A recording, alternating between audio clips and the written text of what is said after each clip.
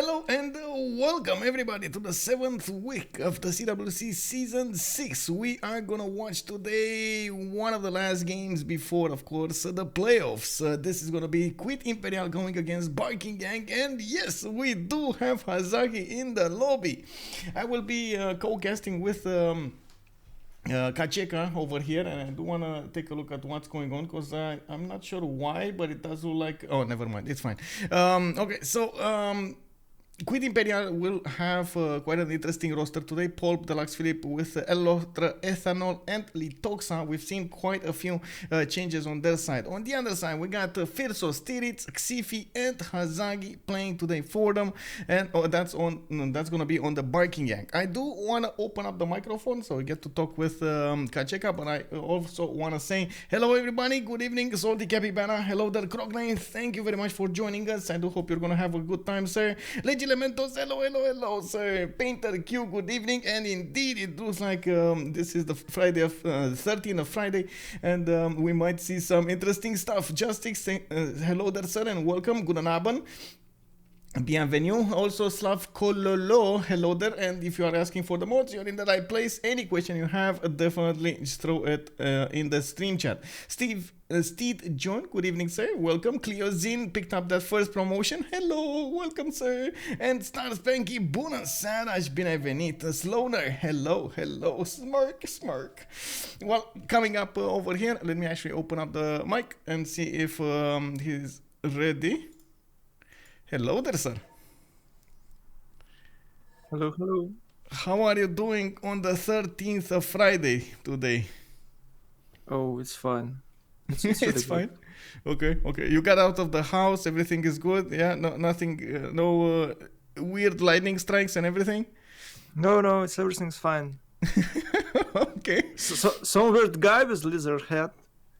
Yeah. Watching at my window outside, but it's fine. Oh no.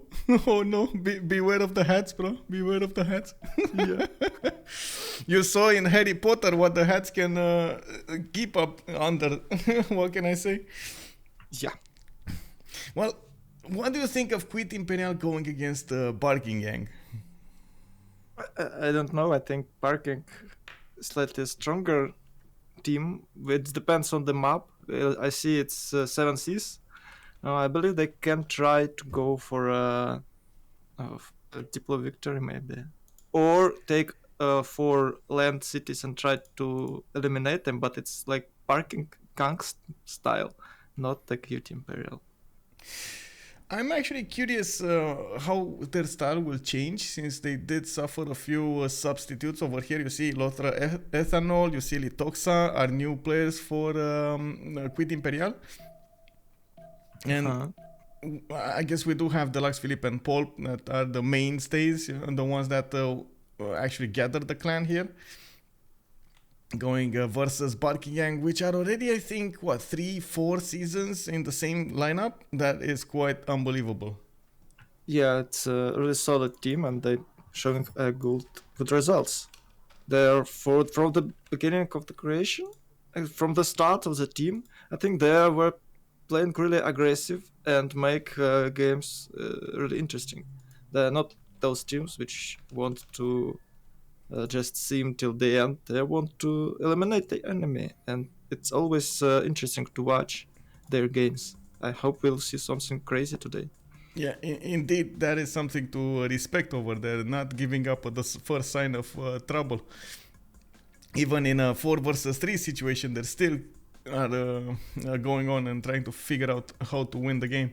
I do have to say something, by the way. There was a surprise this week in the CWC squadrons. They had a perfect track record, 0 losses throughout the tournament, like 8 wins, 0 losses. Well, they just got their first loss, and it was Ulysses' new team, new lineup in the CWC squadrons going against them.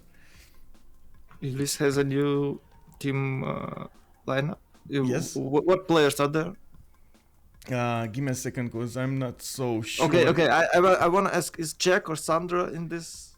I think they were added, but they didn't play, so they could do it without them. Let me see. If you take a look over here in the active ban phase, I can actually pull up the information over there. Okay, let's start to take a look at the ban, as Michael suggested. So Yes. we can see Chaka. Okay, why Chaka? Oh, it's against Barking Gang. Okay, reasonable. And the barring really strong Sith against. I mean, Cuite Imperiale's bans a really strong Sith against Barking Gang, like Shaka and Gorgo. From the other hand, we might see Portugal, Maori, and Lautaro banned. I don't know, Lautaro. I don't. I think it's like usually in the second phase. Uh, all teams usually ban Lautaro in the second phase. Maybe we could see a ban than Lautaro, but anyways, here goes Chaiwarman sevens. Whoa, I'm surprised about this Khmer guy. first pick. Wow. Khmer first pick. I can't believe this actually ended up as a first pick here. I do have to echo your statement there with Lautaro. Definitely a strong choice. I'm not sure the players do want to take the risk with it anymore. We've had a few games again in the last week, like 2 of them, in which Lautaro got through, and it managed, even in like only 3 cities, it managed to have such a big impact on the game, basically like forcing 3 of his opponents to make such a big army and so on. Okay, was Lautaro picked in the first phase? Yes. In that situation? Yes. Oh, okay. First phase, yeah. Yeah. Well, that explains a lot. Usually, maybe meta slightly changed it because it wasn't picked early in the game.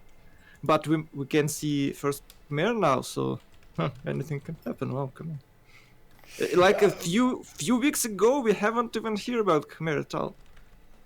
I know, right? I know, it's so surprising. It's I've seen at some point Liege wanna play it, in the CWC squadrons, and then Xiffy played it, and now it's starting to show up more and more. Yeah. Interesting. I do have the answer to your question, by the way. In Ulysses' new lineup in CWC squadrons, it's Liege, Rigi, Mars Mayfair, God of Chickens, Kristanau, Astikos, Rom, and Jack. Oh, they drop off Sandro. Yeah, it must be because they can't get second Legionnaire in their team. Yeah, probably. On CWC squadrons, you know how it is. By the way, we can see Spain and Japan, which is more common pick for 7 Seas, and of course my favorite is Queen England. Yeah. Victoria. And they took out Dido. Unbelievable. Again, Dido ending up in the second ban phase and not in the pick phase. It looks like England got picked over it.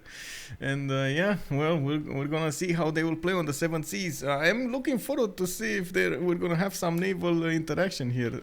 Something definitely that I'm looking forward to. Why would they ban Dido? Want to give us them second naval sleeve. Okay, but we still have plenty of them, right? What naval sleeves left for Cuite Imperials? I can't just remember. Indonesia? Yeah, of course, Indonesia. Strong. Indonesia might be really strong here on the 7 Seas. I think actually, I guess you could go Australia, but it's not really coast.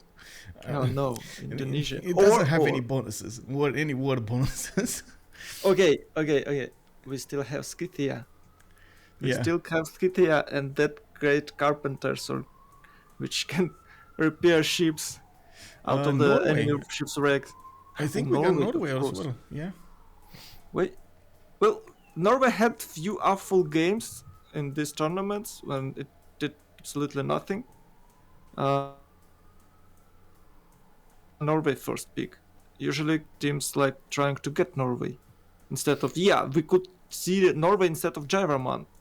It would be more common situation. But as you can see, Norway is hardly controlled by Philip, so you don't want to pick religious naval sieve versus Spain. Well, they could have banned it if they planned to do it. It does look like they didn't plan to do it. And Hazaggi still has a good chance to go against Jayavarman, the 7th. If it spawns next to it, oh my god, that's going to be awful for Khmer over there. Yes, but I don't know. Rome Rome is not that strong early in the game. Well, of course, it can go for legionnaires and catapults and that crossbow legionnaire push, but it mostly civilization which give like a lot of which have a lot of sim bonuses. I don't really like play Rome as aggressive civ. Ooh, Aztec. Ooh, Yeah, Aztec they're going for Montezuma here, which honestly, I gotta say, I'm a bit worried about this because you have two nations over here in the game that both are dependent on their continent splits, Philip II and then Montezuma. At least they're on different Victoria, teams. of course. Yeah. And Victoria, of course, she needs additional trade route from this Yeah, split. but you can play Victoria without your continent split. You know, Philip II just doubles everything with a continent split. Montezuma gets so much damage. That's an extra +4 that you get. I don't know. You know. There you go, it's Scythia! It's Yeah, you naval called it. Scythia! You called it. It's here. We got Lythoxa finishing up the roster on Cuite Imperiale with Tomeris, and I do see Saka horse archers will appear on the game, Kurgans, and of course that extra +5 on the naval side, even on the land. This is actually it was quite a surprise last time I saw it in the game when I think it was still Barking Gang that lost on the coast against with England against Scythia. It was that powerful. Now they're gonna have England and Scythia in the same game. Oh, wait, Gilgamesh? Is no? Oh, okay. My heart jumped a little joking. bit. Oh. No, I don't really like Germany on this map. Oh, Vietnam. Okay, It's really they went for powerful. It's really powerful. It can boost your fear, you know. Yeah. Okay, as you can see, the Cuite Imperiale got a lot of aggressive civs and one civ which can gives you diplo victory and can protect you from culture victory. Maybe if Khmer can achieve culture victory, but they don't really rely on some sort of late game. I think they want to rush. Which is not something that we haven't seen honestly on Barking Gang. They do like that early warfare, and Yeah, we've but seen it's them. not Barking Gang. I'm talking about Cuite Imperiale. They have like oh right. they have like 3 aggressive civs with a different timing push and a Jabberman who can out-sim and time up. So it's pretty strong position for them. They might kill someone. They might irrel some members of Barking Gang, and Khmer still will be able to win this game. I do have to see we do have to see. I mean the spawns. It does look like Lythoxa is gonna be the one who's gonna play Khmer, while Poolp is gonna go Victoria. Hazaggi on Batriu, Phyrsos on Japan. We got Titiits on Philip II, Loutre Ethanole on Montezuma, Deluxephilippe on Tomeris, and Xiffy, last but not least, on Rome.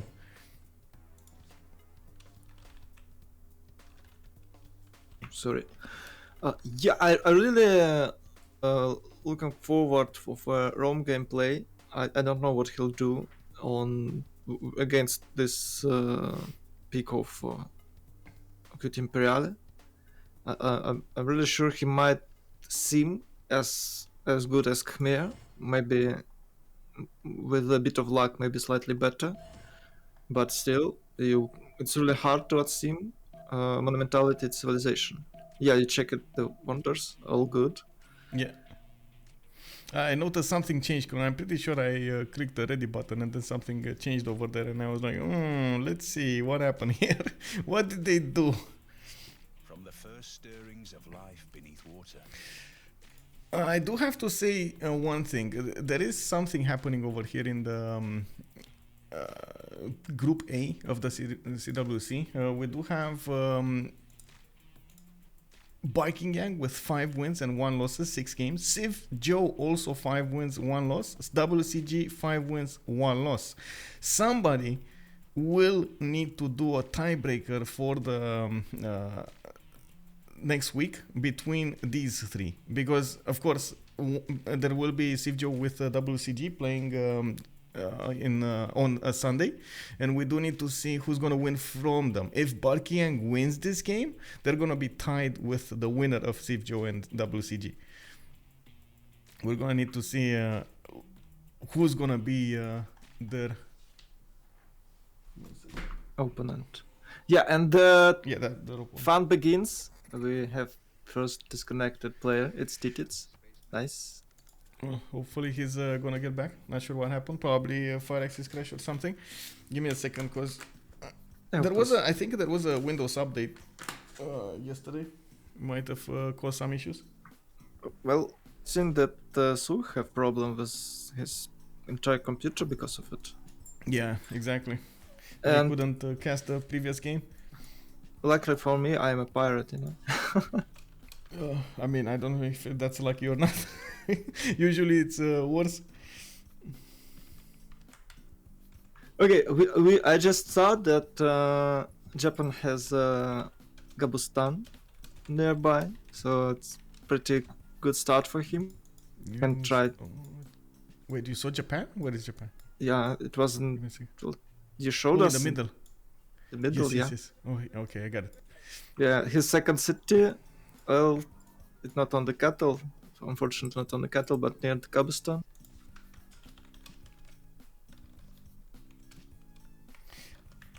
I do wanna say that we do have a little bit more time now that Titiits will need to reconnect to the game, so might as well make good use of it and start our rounds here. Scythia will not have a coastal, but this is quite an interesting Temenaki city. If you take a look over here, has a lot of floodable terrain. It does have a way to the west here, and I do believe he's gonna try to get at least one city there, so he will trade with Poolp. He's gonna need to get that gold for his team. Is he? Well, I guess he's gonna need to discover what's on his coast and maybe figure out where he wants to put that city on the coast. He's slightly unlucky. Usually you want to have a few cattle or horses or sheep nearby to be able to get your kurgan opening, but not in these times. And you just show us how it's called Yosemite. Yeah. Oh my god, that deer is so beautiful. Yes. And fresh water next to it, and it's gonna be great. You can settle to Scythia next to it. Oh wow. Yeah. Not a lot of extra yields, but definitely from one single tile you get a lot of good yields. I guess about that kurgan, he can definitely place it between the horse and the sheep here to the south. We'll see what he's gonna choose, when he's gonna choose, and how he's gonna plan out his cities and so on. It will take a little bit of time. He does have a Temple of Artemis also possible in the capital with so many deer tiles and like 1, 2, 3, 4 possible amenities. Yeah, but I don't think that Scythia usually built this wonder. So, but look, he can go, of course, for it. I agree. But he might go. Well, the best opening for Scythia, as for me, is when you start open with your worker and go straight for kurgan and 2 pastures. So that gives you a lot of production. But what he'll do here, he has a big flood plant. Maybe we'll see Liang. With Etaminanke somewhere. Interesting. Or maybe you're calling out Liang here. It could be a thing, especially with floodplains. I mean, floodplains. That extra production. Temenanki would be amazing, but he needs to do something for that culture. It's gonna be a little bit slower than usual to get the culture. We'll see. We'll see how he's gonna develop. Yeah, well, he can try to open with Moksha, of course, and he can go for a cultural cultural alliance with England to have a good trade routes. So Moksha second city, plug in Liang in your first afterwards, and so on. I guess that works. Yep.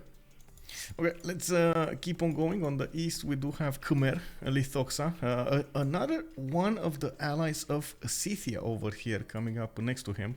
So it looks like his bonuses, his war bonuses, will not really be used in this game. quite surprising. Lythoxa with wow, my god, this is a lot of gold coming out from these diamonds, and I do see him benefiting from an interesting land array. It does have two tiles to go for, either on the north. What do you think he's gonna go, north or south over here? We got bananas north, but you see he's Yeah, of course, bananas. What? of course bananas. Yes. Why do you need anything else? Not Like the gold, the okay. best start. You have two base and 3 to tile. What do you mean? Why would you go so? There we Come go, on. there we go. Lythoxa heard you and he went bananas. Of With- course. Man, look at the cocos to the northwest. Yeah. These are so many gold points. So many gold points. He has a possible naval city. Does he have anyone to trade with on the sea? Scythia again. That's Oh. his. He could go Oh, it's north. Russia on and the then, north. Oh, Vietnam, I think. oh it's Yeah, Vietnam? Yeah, it's Vietnam. Why it's yellow? I don't know. He got randomized yellow, I guess. I don't know. Is it some kind of communistic Russia? Vietnam, sorry. I don't know. But Hazaggi over here is definitely going to try to do something about Khmer to the south. At least Khmer got lucky and there's no Spain next to him. You can imagine Spain Yeah. next to him would have been quite bad. No, it's a nightmare. It's a nightmare, yes.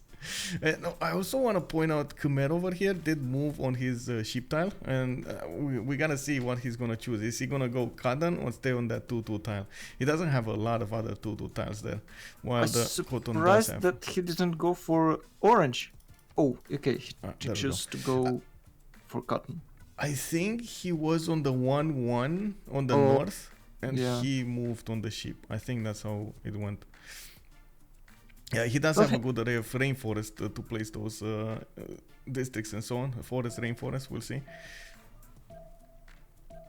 Yeah, he needs to build that triangle or even more, like 4 district core Yeah. of his unique districts. So I believe this position is pretty cool because he has Ikil for one of his city and the lake on the south with the 3-1 base like on the rise. Maybe. I think this will be his 4th city. Well, one of his cities, sorry. Oh, Yeah. and the even south, he has a river south here. So yeah, we might see that 4 district path, 4 district stack. And that's in the face of Khmer. Look at that. The river on the right tile is right Yeah. 4 tiles away from the borders of Khmer. Oh, Oh my yeah, god. maybe he can't set there. Yeah, but it I is don't know, possible we it's might Hazaggi. see. He's gonna try to settle in the face of Khmer here. Well, Khmer, his monumentality is not really frightful. No, we might see the great elephant push with only 3 cities. Yeah. It is a parking gang style to do these crazy things. I hope. Yeah, I hope we're gonna see something like that as well. Oh, wait, I do see Spain. Oh my god, it is gonna be a nightmare. I'm sorry, I just saw it pop on the map over here. It is a bit further away than we thought, but he can definitely go for Cardiff if he wants to. And that's exactly where he wants to be because continent split. Oh my god. Khmer is in trouble. Spain over here, Titiits, yes, coastal, yes, has a lot of 2-2s, and yes, Oh, he's no. close to Khmer. Yeah. Well, think- Khmer have a lot of sim. Maybe if they will be not that fast in their aggressive movements, maybe Khmer can sim. But there is no choke points. Yeah. Usually Khmer have some choke points, but there is not a single choke point. He has like a 20 tile front line. Oh, it's really hard game for him. Yeah, I can only imagine Rome over here sending some horses, Vietnam following up with some elephants, and then you got conquistadors pushing the line, finishing the deal. Oh man. Yeah, I believe Spain doesn't even need conquistadors. He has like +5 versus Khmer because it's a legislative, and it will be so weak after the Roman push and Vietnam push if it happens. But it's not really good to erase your thieves to get only 1. So we might think that maybe all this activity will not happen because they need to win the game somehow, not just kill Khmer. Yeah, I do agree. Well, still is Japan somewhere on the east side. It looks like they are quite close to each other. While of course we do have England all alone over there to the northeast. But we do have Xiffy, Titiits, Phyrsos, Hazaggi clumped up in the middle of the middle west of the map, and then it's gonna be Aztec and England showing up on his east. I do want to quickly point out something about Spain over here. I'm actually curious to see where he's going to settle his second city, if he is indeed going to go, for example, for this die style. Of course, he does have, like you said, the bananas, he does have tutus, and he did discover it with the warrior. So, it's a free pantheon. You can place your remember +1 production card and just get pantheon from the luxury resources from dice. Yeah. I think it's his second city, of course. Yeah, it's like six turns to settle. That's the only thing that I have to say about it. Yeah, it's fine. It's fine. Example, you got bananas, you got luxury resources, and free pantheon. It's worth it, of course. It's not really far. The other continent, or you just disconnected, Michael? Yeah, let's go for Japan. Sorry, I'm writing stuff on my. Oh, it's fine. It's burning. It's burning, guys. He can't Japan. build. He should switch to monument because he can't build this. I don't know, because it does look like at the moment the gods are favoring him. He's getting that extra fertility in his capital, and he's not losing the population. He lost one. He had 3 popes.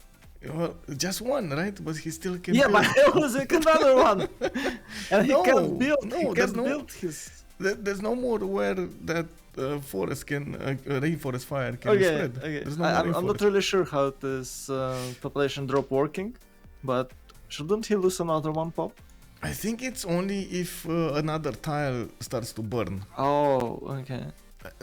As far as I know, and I see no more rainforest that it can spread, and I think this was rainforest by the looks of those burn trees. It started right next to Kyoto, and it spread to south and north. Okay. Well, the players are going for that. Oh my god, they actually. Oh, they this. Yeah. Okay, it's good because Khmer's dead. They saw Khmer over here. Lythoxa was like, oh no, Vietnam next to me. No, get me out of this. Hazaggi, no. We had a different plan for the game. Come on, I should see him. Yeah, well, I mean, you might end up worse than you were before when you get a remap going, so we're gonna have to see. At least they had 2 of their members in very good land, right? We got, for example, Loutre over here, relatively good land.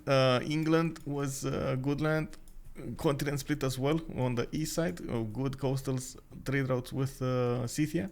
Scythia, booming wonder over here to the southwest.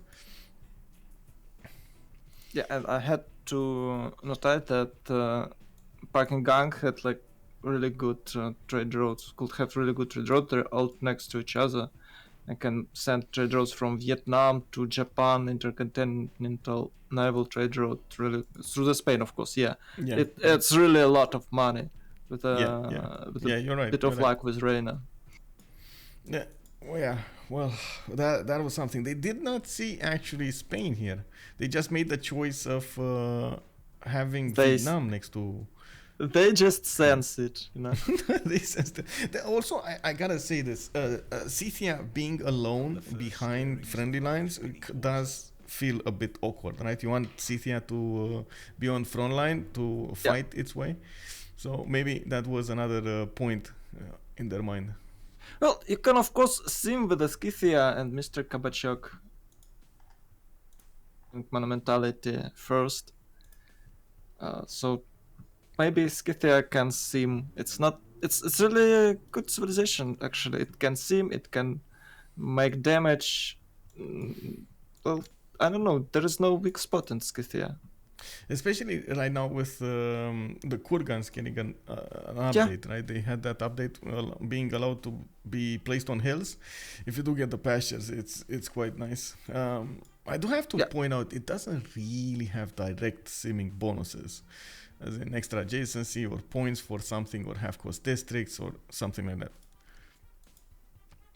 Well, you have extra faith, so and Kurgan gives you a lot of production with a decent start. So yeah, that is your sim bonus, not like district, not like cheap districts or anything else.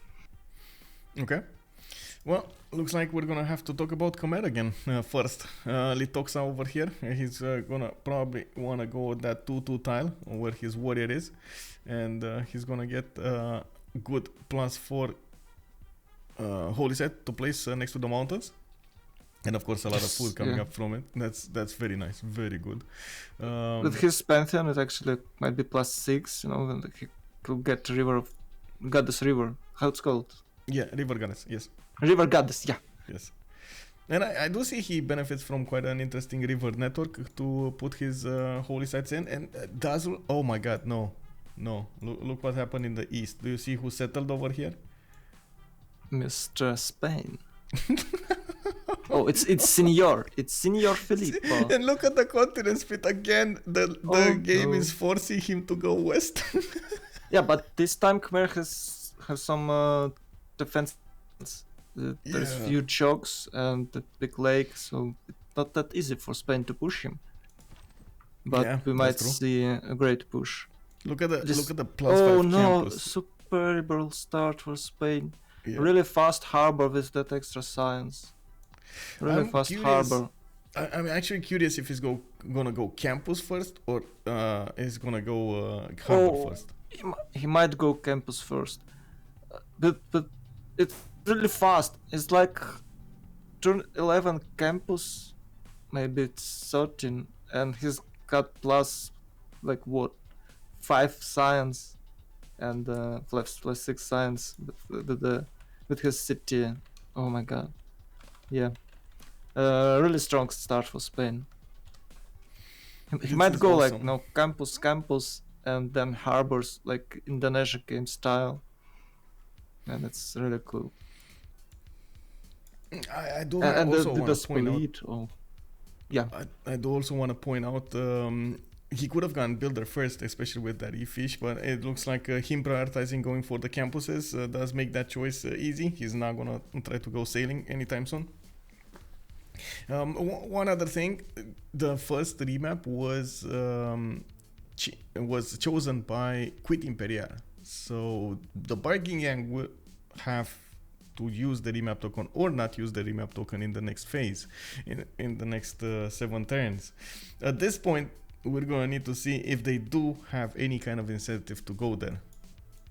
And moving forward, we got Rome over here to the northeast with, oh my god, spy settles to the west side. What is this start for Rome?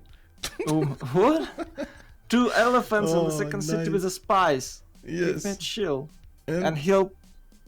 Well, the fish, of course, but it's... No, nothing compared. He'll set his second city on the spy style and got like 2 capitals. He'll have 2 capital cities. That is gonna be quite nice for Rome over here. Pretty good. Oh, and the bananas as well on his second city. It's 2 spice and 2 banana. What? Level 4 city. Level 4 city turn 15. Come on, guys. He can settle a city over here on the coast as well. Trade with Madrid on the water. Very nice. Very nice. They definitely don't want to remap this map. Well, we have to see everything. I can see Scythia or it's Vietnam. Scythia. Yeah. Scythia. It's his ally to. Oh no, it's his enemy. It looks like he has his own peninsula over here, nobody to actually attack into, and he didn't commit yet to the coastal settles. He went for the freshwater, and it looks like yes, he's gonna have some bananas to use at the beginning. Does have the opportunity to put a harbor in the water if he wants to, but it's it's not gonna be easy from the beginning. He has to put this harbor. It's naval Scythia. Come on, guys. It's strong. It's stronger than Rome. I agree. Is But Xiffy not gonna with the stay on the start. coast though? Because Xiffy can definitely stay away from the coast. By the looks of it, until battleships. Yeah. Battleships will probably need to be taken care of with artilleries or something. Yeah, the Roman capital might fall naval units. Oh, second city for Scythia on the south is amazing. Yeah. Southwest, I mean. But there were two bananas. Southeast, sorry, southeast. There were two bananas. This one. Yeah. This Sorry, one as well. I mean, he does have multiple ones. He can settle the banana. He can settle the 1-2. He can settle directly on the niter. Get sheep tiles, amber. Look at these kurgans, by the way. You can see these kurgans. Nice Amazing.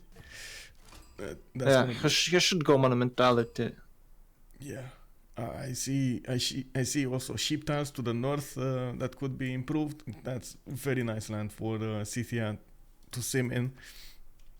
I also noticed on the eastern part of the map we got 3 civs quite close to each other, and we missed one, by the way, on the west side. We missed Montezuma here. Loutre Ethanole did he actually settle on a +4 campus tile? Yeah, Okay. but I mean 2 base, I Maybe. guess. But to base is more important, and he has fish for style. yeah, well, it happens. He has his own island. Yeah, that's the bad thing. And no other continent. I guess his other continent will be over here, defended by Japan.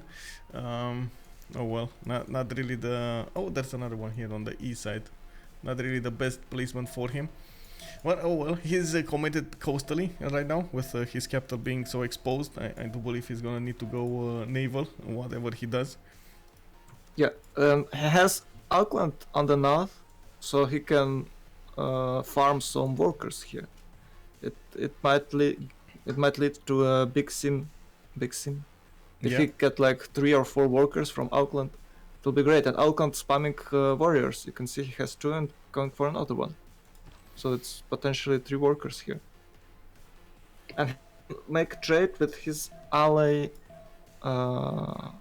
That's an interesting question. Do you think he's gonna want to seize Auckland for that extra production or get the workers?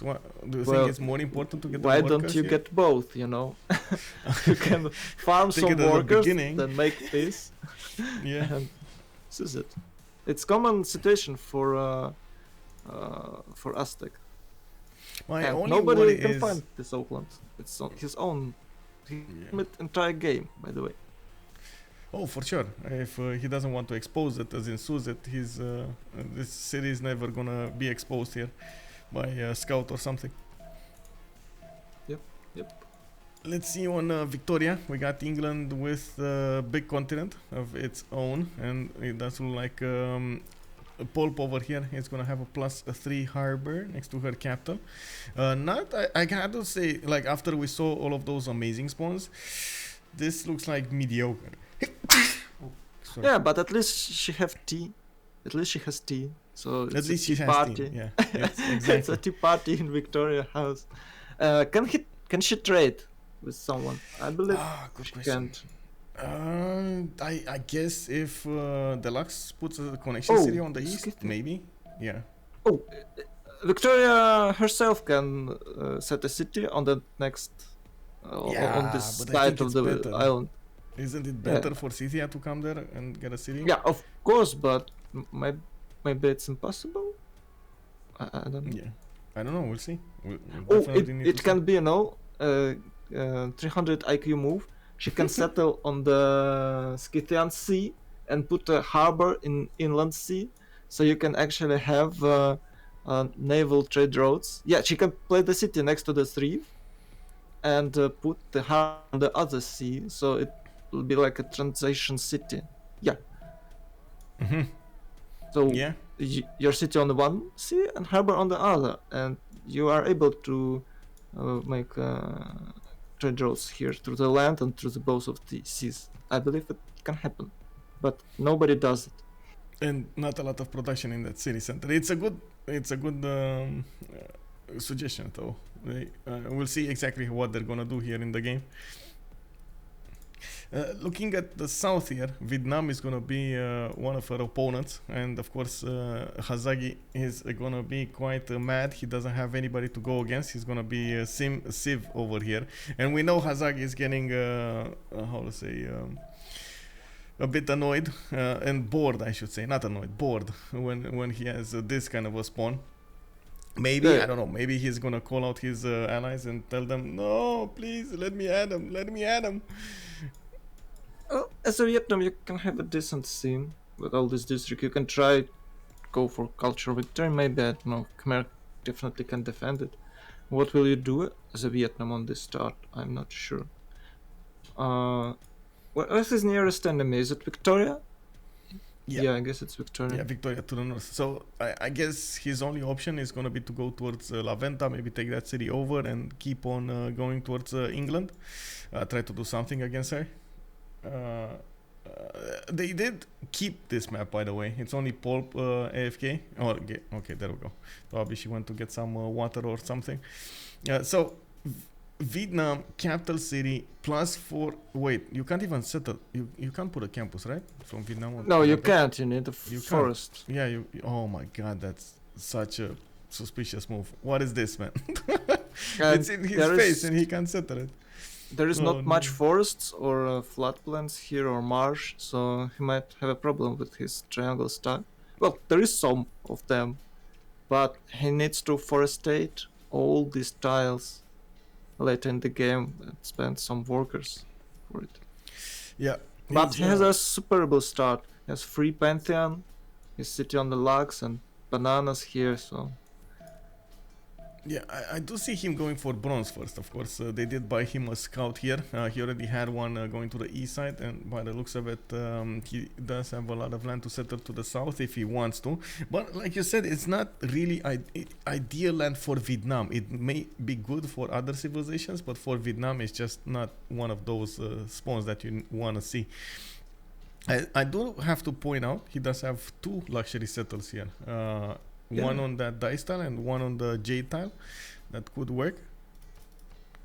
Well, from the other hand, not that far from Victoria, if he will be able to capture La Venta, and Victoria will set south, it'll settle south, so Victoria might be in a tricky situation, where the elephants of Vietnam will push toward London. Really interesting situation here, by the way. It depends on where Victoria will settle. Yeah, and Phyrsos might actually interact with Victoria as well. Definitely, they need to do something about Poolp on the west side over here. I'm pretty sure Vietnam, Hazaggi, as in playing Vietnam, will be trigger happy, so he's gonna want a target to go against. Ooh, I like this. We got Holy Site Japan coming out from Phyrsos. Yeah, it's Sacred Path. Looks like Sacred Path. Yeah. Like 11 cities Japan doing nothing entire game with amazing stats. Just enemy eventually gonna surrender because, oh my god, it's Japan with Sacred Path. Come on. How can you outsee it? Yeah, well, we'll see. Japan over here, Phyrsos does have amber tiles to work on the west side. Holy Side will finish next turn. Didn't quite get anything better than a +2 here without its Pantheon, so he's probably gonna need to get another one to get that full benefit of a splendid district. But I do see amazing land to the south. Look at those. You pointed bananas. Another good settle for bananas in the south of Kyoto. With whale tiles to improve as well. Juicy tiles, but I believe he's not seen it. He's not seeing it. Yeah, he did not see the bananas. He saw the whales. He saw the 2-2 base to settle on, but he didn't see the bananas. Well, I guess settling next to the amber here on the west side is still good. He's going to have the horse to put his... Yeah, and he has like additional culture tiles, so he might actually go for fit the world instead of corals, corals, Charles. Yeah, I agree. Also, amenity settle on the Theta if he wants to. Yeah. Interesting. Anyway, he's not giving our hints. He's like moving tile by tile. Come on, bro. Yeah, he's not telling. Oh, he is. Look at that. Oh, He's yeah, going T. good. Okay, he's going T. There we go. Problem solved over here. He's going T-tars. I do wanna, since we just got the map here, I do wanna quickly take a look at their strategics and see what they can benefit from, and then we're gonna look at their pantheons. Horses, and I do see iron for Aztec. Iron is kind of far away, so a bit awkward, but I'm pretty sure he's just gonna want to use his naval power rather than anything else. Khmer putting cities towards him to get the coastal trade routes going. Khmer going holy site, and I do see him benefiting from iron in the third ring. With no horse. A horse is third ring east side, didn't get it yet. Spain is starting to sniff around the Khmer capital, so he's gonna figure out what's going on there. Yeah, campus first coming out from Madrid, +5 campus. I do see him getting a settler to the north towards Rapa Nui. I was expecting him to go west side over here, but still that is gonna be a good city on another continent, so might make good use out of it. Iron tile to the east side, horses nowhere to be seen. That's a bit of an issue. Well, I guess he's gonna have to make do without it. He does have another iron tile in the second city also.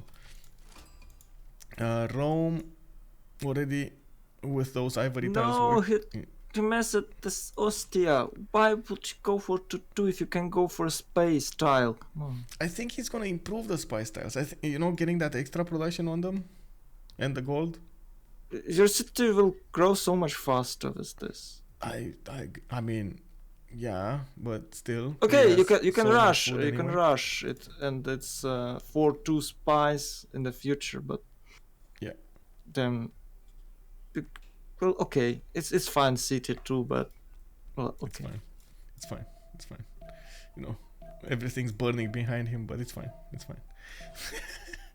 Rome does have an iron tile to the north over here, and I do see finally a horse tile next to his capital and second city, but both of them are third ring, extremely expensive. And we got Scythia already with one kurgan, horses improved, 3 iron tiles in the What? capital. Oh my god. He messed. Yeah, it's definitely strategic resources pantheon, but he messed Kurgan slightly. Oh, he's going for a second builder, so to improve the other ship.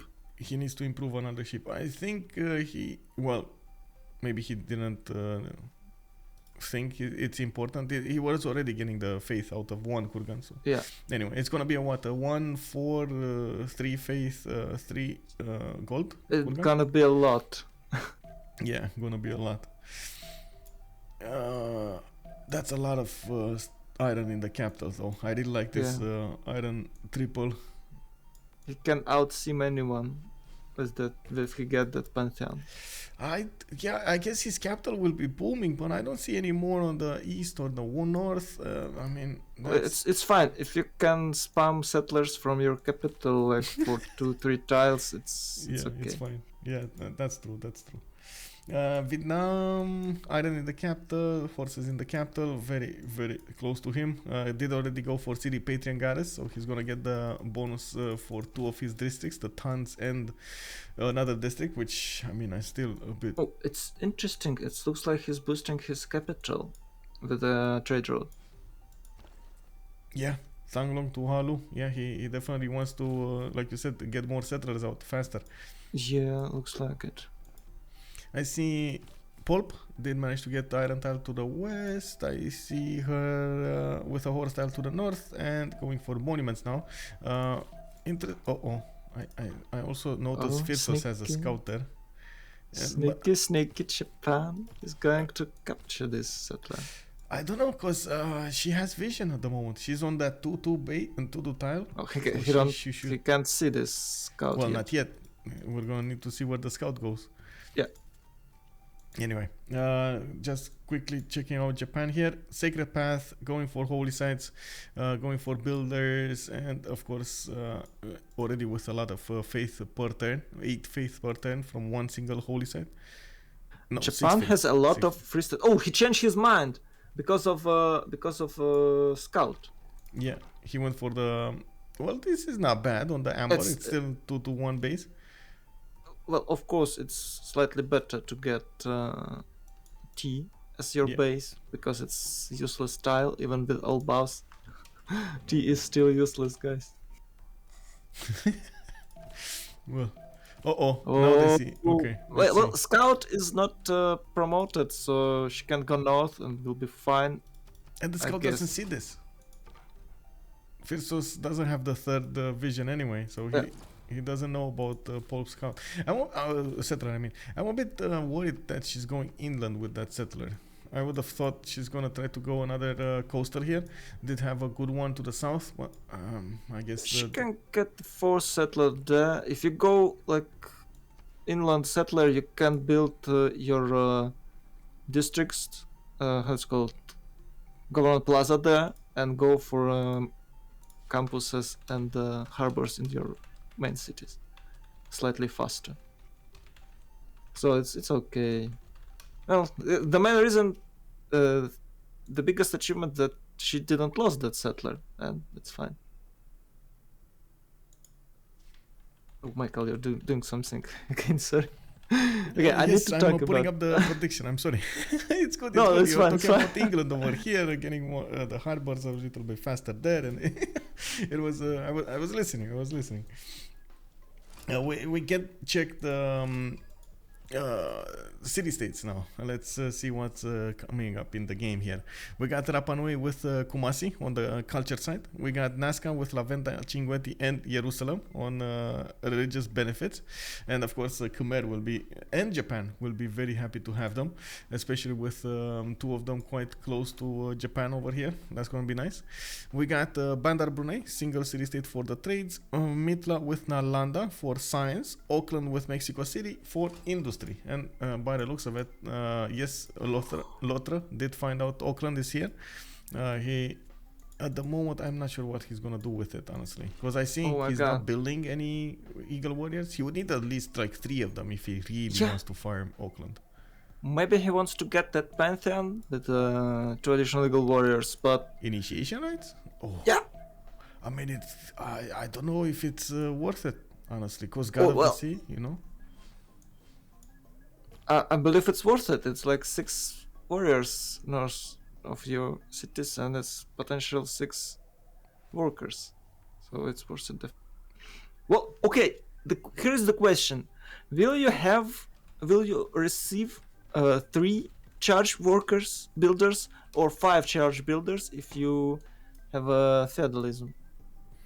No, it's still. I think it's still a 3 charge. And they're called differently than the builders, if I'm not mistaken.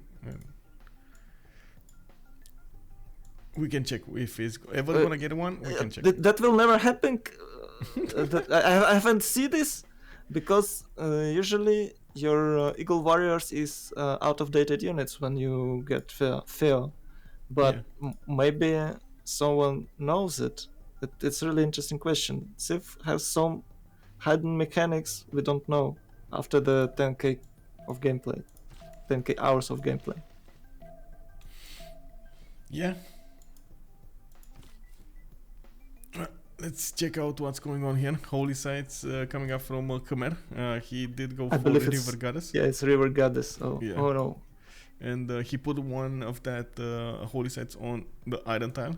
The second city to the north does look like he could definitely go for Liang Temenanki here. I do want to say that we've seen about 3, 4, 5, even more months for people prioritizing getting Temenanki and so on. And then it kind of fell off favor. What do you think? Are the players going to try to go for it this time? Well, I think he can go, or it will be a great bath to get even more faith here, and it will more be Moksha City. Is Moksha give you bonus to faith, or only from districts?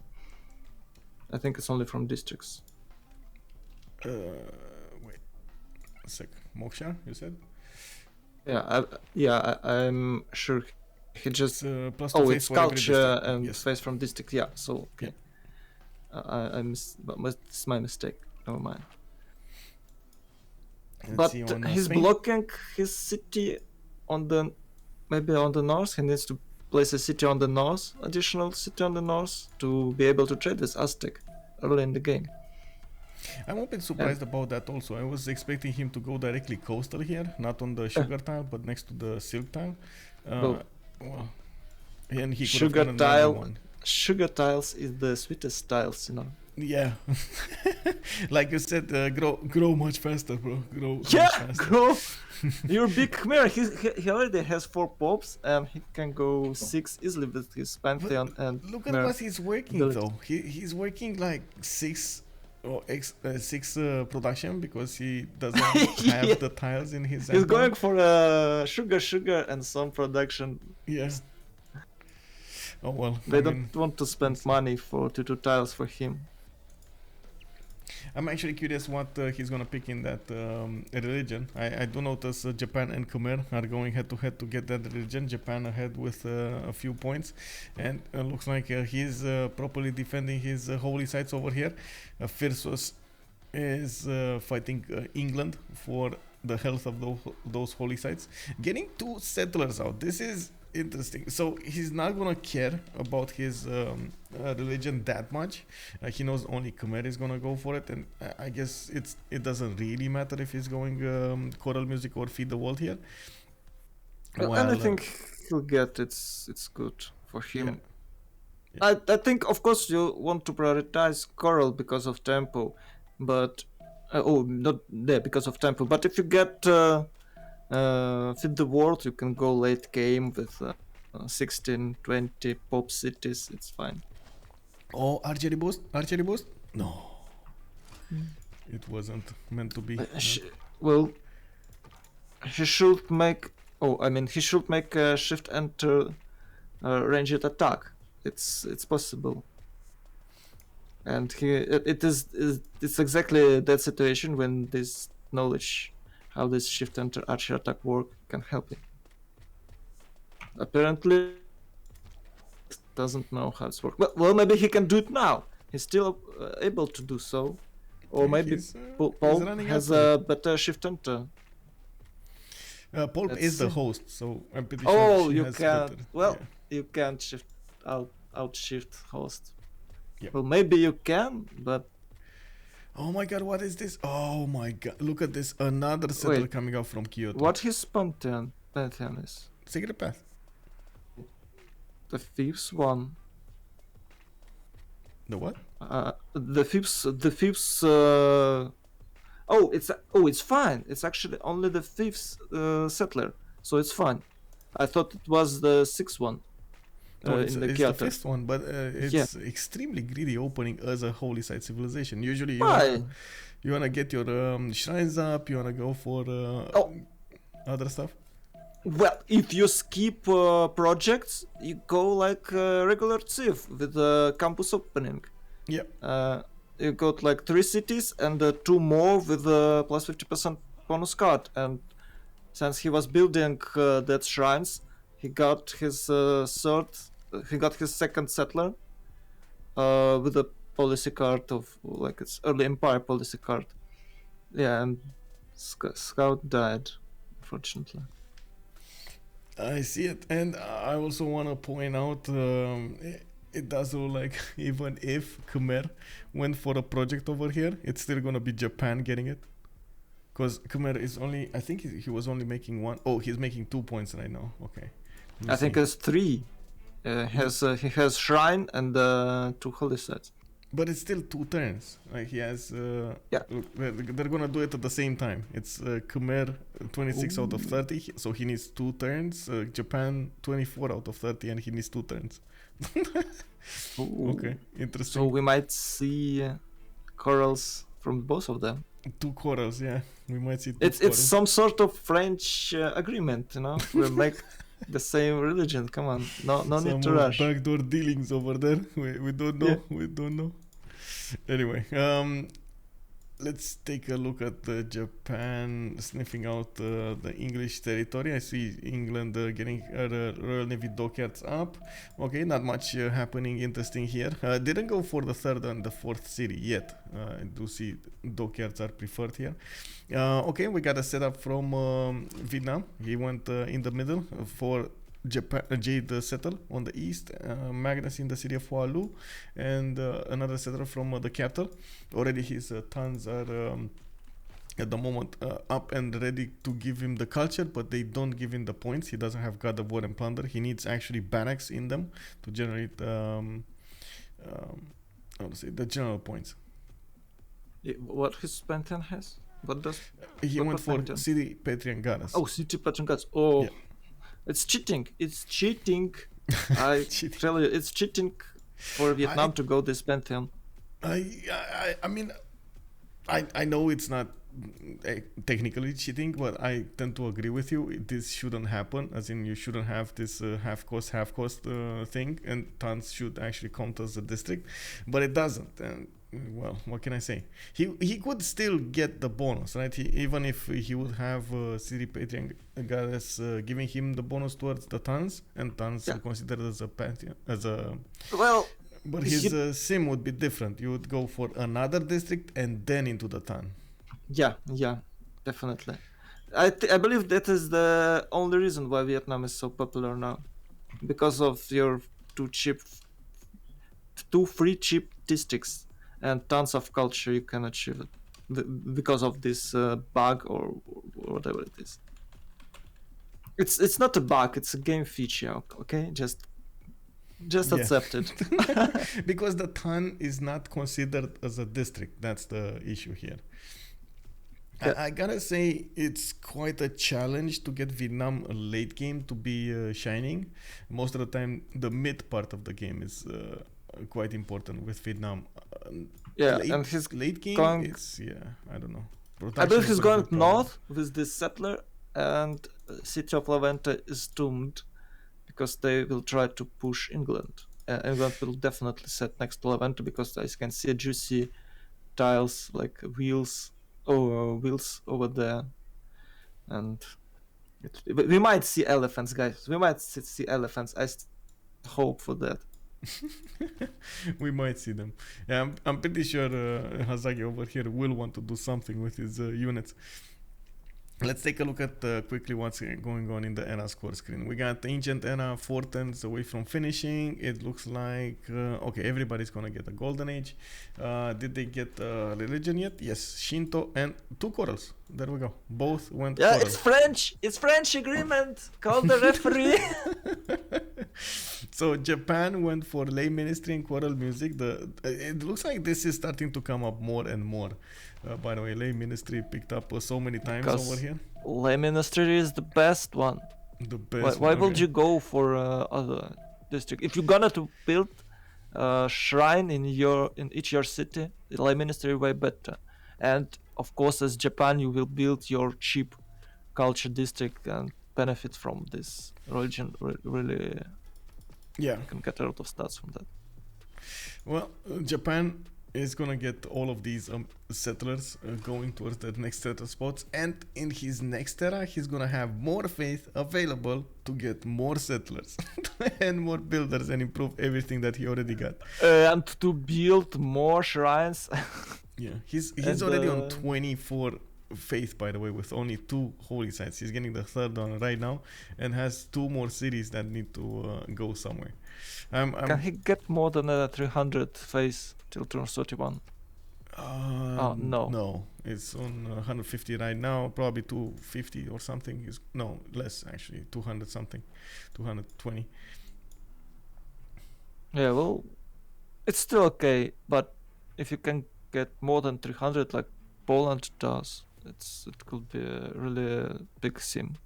Really, you could have a good tempo of expanding your empire. With the 200, you get like what? Few workers and a single settler, if you even need it. He might go like for 5 cities and chop everything around him. Yeah, And the Poolp, I'm of pretty sure course. he's gonna try to. Well, I mean, honestly, I wouldn't actually go for the chops immediately, especially since he has like a lot of rainforest here. Unless you put districts, so it doesn't really make sense to chop that one production rainforest. Chop the hills, yes. Put mines on them for extra production, yes, I agree. On the other side, I'm not so sure I would do it. Yeah, that is the biggest problem of that Pantheon he has. Yeah. You don't want to chop this, but some players saying that it's better to chop because you already got your so you have some free builders and you need to chop it and mine out everything around. And then use some Yeah, you lose some some faith, other but districts to you get increase and so on. yeah. You Yeah. lose some faith, but you get production. And keep in mind that Japan benefits from the districts around his around his how it's Other called districts, yeah how it's called district adjacency from other districts. Yes. yeah. It's a full point I instead believe of it's a half point. Meiji Reformation or something like that for Japan. So you can definitely chop that forests and jungles if you want to place the districts there. Yep. And it's the main reason why Japan is so strong. You can place anything and it will work well for you. You can't just make a bad decision. I see you want to check some other, it seems. Yes, I was trying to figure out. Okay, Vietnam did not go towards La Venta. First of all, I saw him get a city here, Guangtri to the west side, and yes, it's not frigatable. Yes, he found out Scythias to the northwest as well, and Scythia did commit to the water. Right now, we got 4 harbors coming out of his cities, and interestingly enough, he actually went God of Open Sky here. Oh, Instead maybe of going for it. someone else took his production pantheon, but if you go for this pantheon, it's definitely monumentality first. Yeah, we'll see. I see God of the Sea for Aztec, which honestly it's not bad. He has a lot of coastal resources, including some pearls that honestly they're only good if you do have God of the Sea on them. With Auckland, this will be great. I think he's wait. England. No, he didn't kill a single warrior. Yes. Why do you play Aztec? Disrespect. Such a disrespect to Montezuma over here. Come on, just you find the city states. It's all yours. Farm it till it gets crossbows. He doesn't want to spend the production, man. What can I say? You don't spend the production. It's investment. Well, we do have investment. Spain here with Toledo. Horses coming out of Toledo might take out Rapa Nui. From what I can see, interesting. Okay. This is Rapa Nui. 100% this is Rapa Nui. You see, he sent his trader to Rapa Nui. He's building a road there. This is 100% the takeover of Rapa Nui. Well, if you able to get general and the faith as Spain, you can make a lot of problems for your opponent with this. Yeah, I see also Toledo went for fertility rights. I guess his cities went for fertility rights, so he got a free builder. Now he's chopping more horses from Madrid. The Rome already coupled the city on the coast, so he's gonna get to trade coastally, navally with Spain over here. This is gonna be awesome for them. We didn't quite talk about Rome here, but Xiffy did go for a Temenaki in the south, is plugging in Liang in that city, and look at these tiles, man. Yeah, there it is. That is what I'm talking about. I believe he has a pantheon, yeah? He went Lady of the Reeds and Marshes, Liang going in next turn. That is what we're talking about. This is the city, guys. This is it. We'll keep an eye on this one. What do we have over here? Of course, this is actually extremely good on Rome, right? He's getting all of that culture from his monuments, free monuments. Then he's getting the production from Liang. Then he's getting Magnus in the capital for extra production from internals. And you do get, the science from Etemenanki as well. It's like everything coupled together without the use of... Moksha. You can't just play bad on Rome.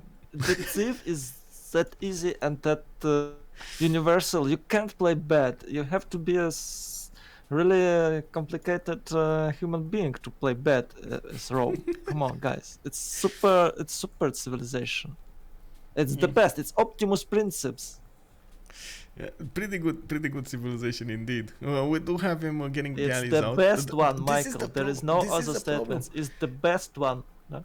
But this is a problem. He found out Scythia is on the coast. He's gonna find out Scythia is gonna start getting a lot of admiral points, and he doesn't have any. And I mean, what is He he should just ignore it. Antium is dead. optimistic city. Yeah. Optimistic. Yeah, he's getting another one to the north over here. I mean, No. You should just go coastal and build your planes, and it doesn't matter what Scythia has. You can just nuke him, outsim him with the Ravenna. Oh, with the city of I don't know, Ravenna. man. I don't know. Look at the stats of Deluxe. He's 15 and 16, Xiffy 19 and 19. He's keeping up. He's keeping up, man. In the production Is he going monumentality? Let's check the dedications they pick. Did they change? Oh, they did change. Okay, let's see. Oh. You're messing around. I'm sorry. Yes. I'm sorry. Rome is Pen Brush and Voice Golden Age. We got Titiits on Pen Brush and Voice Golden Age. Phyrsos Monumentality, that figures. He's on 31 Faith a turn. Okay. Hazaggi Pen Brush and Voice Golden Age. Then Scythia. Let's see. Free Inquiry Golden Age for Scythia. He's gonna rush caravels here. Wow, I'm surprised. Like, it doesn't make sense to go for free inquiry if you're not going caravels here. Like, the only target is Xiffy. I'm not surprised that about his tactics. I'm surprised that he didn't go for monumentality. He could outsim anyone and get the caravels in time because Rome has only 2 cities there. Yeah. Well, he's gonna get quite a few science points over here from those harbors. We got Loutre Ethanole on Pen Brush and Voice Golden Age. She's on the same seas as Rome as well, and this might be ending up as a 2 versus 1 against Rome, which I'm pretty sure Xiffy will probably lose. He didn't commit coastally, so he's just not gonna have the production needed. Honestly, I gotta say this. I've said this like 1,000 times, and sometimes it happens that the players just underestimate their opponent, and the guy with 1 city pumping out just 1 unit a turn can actually take out their opponents. So I guess I want to reserve my judgment on that. Lythoxa Monumentality Golden Age on 39 Faith a turn, and we've got the Poolp Pen Brush and Voice Golden Age, and I do see her on 9 and 14. Kind of low stats here for England. What happened? Yeah, she has only 3 cities. Maybe she lost a settler, or 1, 2, 3, I don't know why. Maybe. She went harbors and didn't build another settler. I think. Yeah, that's one. And went for builders. You see how many builders? Harbors, pretty cheap. Yeah, she got a lot of. And no military units. No, Poolp, you was greedy. Now it's Spanish magic coming. Oh! There you go. Unbelievable. Poolp did it. Hazaggi was left hanging. Yeah, but that trader is still in danger. She's so greedy. It's like 1, 2, 3, 4, 5, 6 builders around, 0 settlers, and 7s are coming. What is she planning to do? I don't know. We'll see. We'll see. What's her plan? Sometimes you do that amount of builders if you have a lot of forests and you want to rush your. Oh my god, I forgot it. The building that allows you to spam settlers. I don't remember. Oh, Ancestral Hall. Yes. Yeah, and you want to rush ancestral halls and chop even more settlers. So yes, you have 3 cities in the beginning, like in a turn 50, you will have like 10 or even more with this strategy. So it's worth it, but she seems like doesn't have enough forest there, and no military units. Come on, guys. Okay, I see one unit of Slinger. He's not protecting anything. He's just wandering around. It's the one Slinger you probably buy or build after you get your trade to protect him. But if you're going to improve that amount of tiles, you need additional units. From what I can see, she did manage to get a warrior from London. I think she bought it, and I have something to point out. By the way, I did notice. When you were talking, I noticed Spain attacking Rapa Nui over here. Did declare war on that city. It's gonna start the attack run, and look at that! Immediately, the city is going down half HP. We do see also something happening. Lythoxa versus Spain. No. Spain went face first against Lythoxa, and it looks like Lythoxa settler has only one choice to go to the south for a coastal Z. If you like for a naval, freshwater. come on. I can go naval. Is this even a choice for Lythoxa? Like, can you benefit from this land to the south? It's like so meh, right? You Khmer, you can benefit from anything. You put tundra, bro. You gotta go to the tundra. just place your holy site, some aqueducts, farms, and I'm extremely surprised we don't see him on the coast. Yeah. Like, coastal, it would have been still good. Quite a few cities. You get switch the tiles with your, for the rivers and so on. He's going there. He has like 2 additional. I believe he's going north with this one, because if he's gonna settle on that lake, it's undefendable, because you will just set catapults on the floodplain tiles and destroy. No, it's bad. Okay, there we go. So Lythoxa going north with one. Finally, yeah, we got one on going west. He is getting a horse out of Angkor Thom. I guess Rapa Nui is gonna fall next turn. And Barcelona is not really defended, but I see Magnus going in with a builder coming out in 3, so he's probably gonna try to chop something here.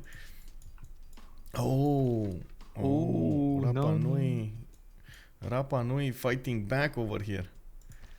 This is, well, I mean, it's still gonna die. Yeah. Well, it looks like, but it might not. No, it will. Okay. Do you think? No, there's not enough. Well, filth. He might lost a horse there. Yeah, I guess. Might. Let's see Japan. Japan building big. Already on 5 cities. A lot of builders. Got his first theater square out. That's a +3 between the Government Plots and his holy site. Went for ODS chamber already built in the capital, and hanging gardens to the northeast of Kyoto. Designated simmer, I think it's Japan right now. We got him 7 turns out of for Oracle in Sendai, plugged in Magnus in there, and I do see Pingala going to the west in Osaka. Really wanna check out. I see. Deluxephilippe figured out what's going on. I think this is a bit too late for Rome at this point. If he doesn't put a harbor from Rome, like to get it out and build boats there, and maybe get more cities here, I think this is I mean, his coastals at least will be sacrificed here. Well, he might chop some boats in Altium. It's a lot of chops there. Yeah, Antium. He's getting a bit. Antium. One good advantage, he does have a decent science, 22 science, 26 culture, getting more with the campuses he has coming out, and he's gonna have a good economy with so many markets, commercials coming out. But I mean, just look at Scythia, man. It's getting bigger and bigger, and still, like you said, all of those kurgans, we both marveled at how many good kurgans he has. He is lower with 13 points of production than Xiffy is. Because he has like less city. Has one less city. 2, 4, 6. Yeah, maybe. Maybe that is the reason. He stopped settling. He went for the sim. He will go for a Magnus internals, so he'll be fine with the production, and he will be able to one turn build Kali. Yeah. And what about Rome? I don't know. He's trying to trade with Spain, I guess. With all his traders, because Khmer is there. Maybe he changed his decision, but who knows? What I do see is Spain managing to get Rapa Nui. I see Rome is the only one generating these great merchant points on 3.4, and the first one is not really important, but it's good to open them up and get those free trade routes.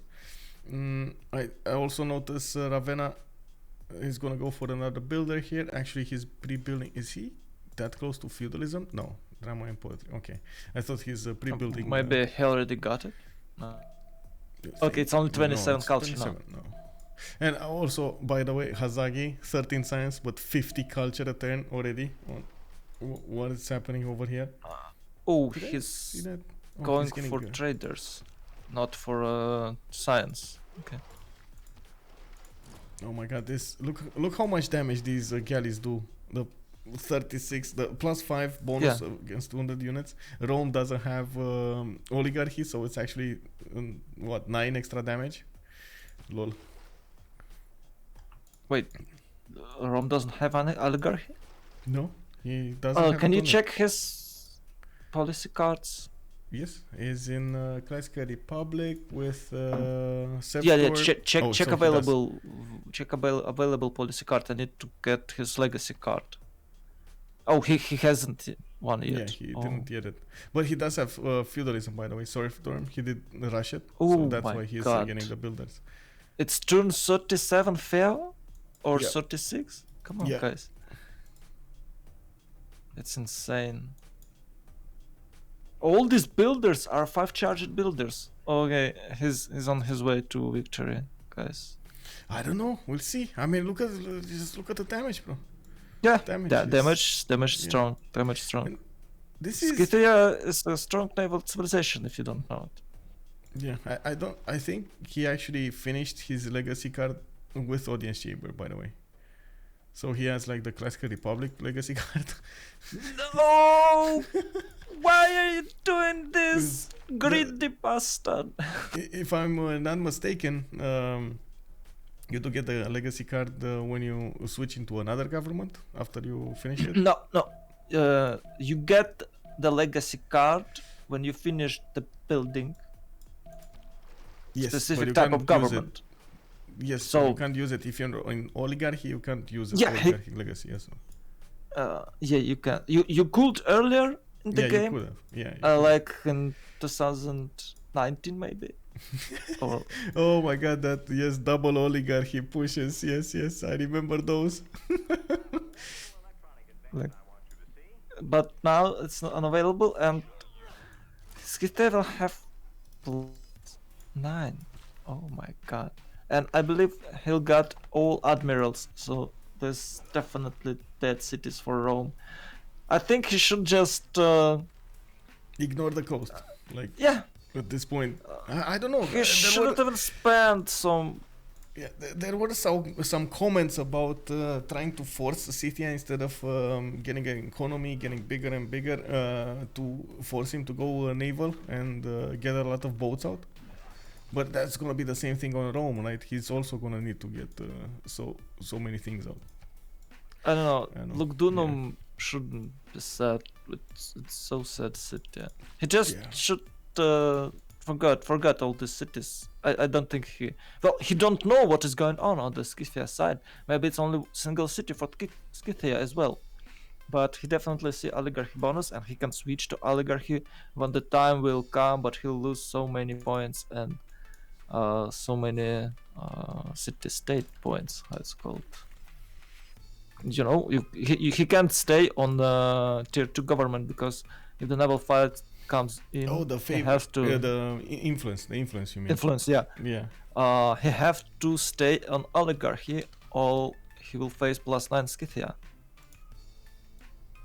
That is the reason. Well, we didn't check Scythia. I believe he has that. Well, he does have audience chamber, and since he was in oligarchy, I think he does have the oligarchic legacy. I guess let me wait for the next time. I think he has, because we saw that he had +4, and he's still in oligarchy. It doesn't appear. He needs to switch to another one. Well, he's an oligarchy, and he has that legacy, and Rome has classic republican legacy. Well, good luck for Rome. Yeah, that's gonna be a hard one. I just saw Colosseum notification pop over here, and it looks like he It's just gone, did it in it's one done. turn. Yeah. Turned 40 Colosseum coming off from Hazaggi. Well, I guess didn't even need to flex that much. He just got it. We got him on a 246 series, and he's only lacking science. He just jumped up to 92 culture with 26 gold attend and 17 science. He's gonna have a few good campuses, for example, between the mountains, but that's not ideal. Not ideal. He needs that culture to rush the tech, which allows him to forest state. I don't remember which one is this, but I believe it's You mean add forest? medieval fairs. I believe it's medieval fairs for Vietnam. Yeah, medieval fairs. I mean, with honestly, it's not gonna take that long, right? With how much culture. Yeah, he but has. you can't set campuses. He has a few good spots without a forest, so Yeah. he'll get his science pretty soon. We're gonna need to see what he's gonna do. He should be already. Yeah, I think he already got it. It's medieval first 2 turns. I'm not sure if he did get it or is gonna get it, but it's just 2 turns. No matter what, he'll get his science in next 10 turns and will compare to the others. Yeah. We got more settlers coming out from Japan. Looks like he is also gonna get some navy or some coastal. Wait, is he actually gonna put one to the north? In Aztec's face? I'm not sure if that's a good idea, but I guess honestly Rome can get any help at this point. Can accept any help that he can get. Yeah, I also noticed we got Khmer managing to get Stonehenge, and he just evangelized his religion into, we don't know yet actually. We're gonna need to wait for him to choose something. Liang going in that city when we thought he would get Etemenanki. Finally, Titiits is repositioning his units next to Barcelona, and he's getting converted to the Khmerian religion because he doesn't have a religion of his own. But look at these missions coming out. Yeah. Oh All these my, missions. what? Yeah, all of this land. I mean, he needs a religion. He needs a religion right now. Well, Because it doesn't work. The +5 doesn't work if you don't have a religion of your own. yes. Khmer has a dilemma. He can go for defender to be able to defend better, but since Barcelona is in his face, he might try to go for crusade. That's a good question. What is he gonna do? I'm still worried that Titiits didn't go religion yet.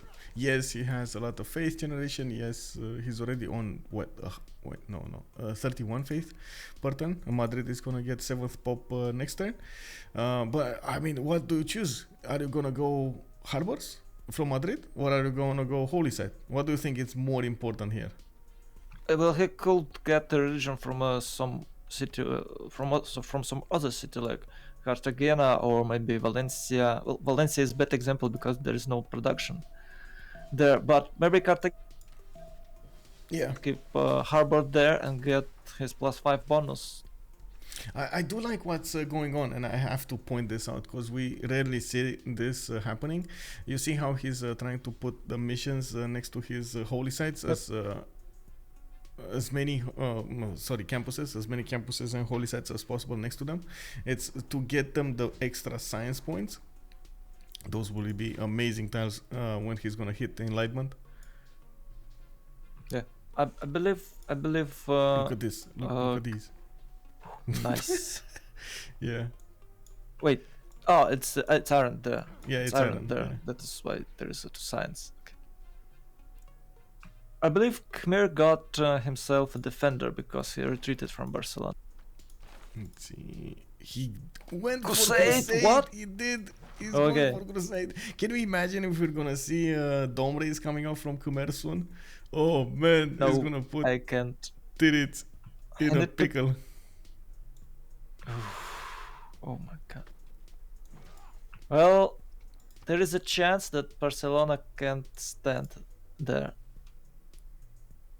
But Spain has really good campuses, a lot of science, and we might see conquistadors really early in the game. It's 4 turns before stirrups, so knights can definitely defend from Domrey. It's 4 turns till engineering. I believe Domreys are there, or they're slightly later? No, they're later. They're in the construction. No, where is dome race? They are in military engineering, same as trebuchet. They don't Let me even have double it, check. but It's yeah, military engineering. yeah. Well, not good, because you might compare their science and Philip doublet Khmer science, so no push available. In that case, I don't understand why he goes for crusade to deny it. But you have your own religion, and it is better to defend on your own territory with your religion with a defender. It doesn't matter that Spain got crusade if you have your own religion on your territory. I mean. Yeah. Another interesting comment we do have, of course, raise the inquisitor ability of Spain to just erase that crusade from his cities very quickly. Yep. That's gonna be quite bad for his opponent. Especially with Khmer's science. For a second there, I don't know why I thought they're on the same level of science and culture, but then I took a look over here and they're like very far apart. 49 science for Titiits, 26 on Lythoxa, we got 46 on culture on Philip II, while 39 on Jayavarman, and it doesn't look like he went Pingala yet. He just plugged it in Angkor Wat. It's gonna take some time for him to actually get that science for himself, but I do like he's starting to prepare for this. He's getting encampments out. I do see him getting more theater squares. He's connecting his economy with Aztec for some extra gold. And that's something that the Khmer actually has a very big problem for, right? The gold generation. Yeah. Maybe he should, skip that theatrical squares and go for a few campuses, because he's delaying Pingala because of Liang. We talked about it earlier. So he has only one campus in a Pingala city. Oh, he has two actually. Sorry. Well, I don't understand why he has so low science. Oh, it's 35 actually now, so it's getting better and better. Yeah, he put on the double card. That's what happened there. Oh, but 65 for Spain. Oh, we might see Conquistador push. It's really a good position for Conquistador push. You have your enemy cities right in your face, so it might happen here. Wait, how did he actually get a general? I mean, it doesn't matter, right? This is Buriga, it's not gonna help him. Did he just use the card? 2.3 get general points? Wow, okay. Talk about not having anything else to use other than that card.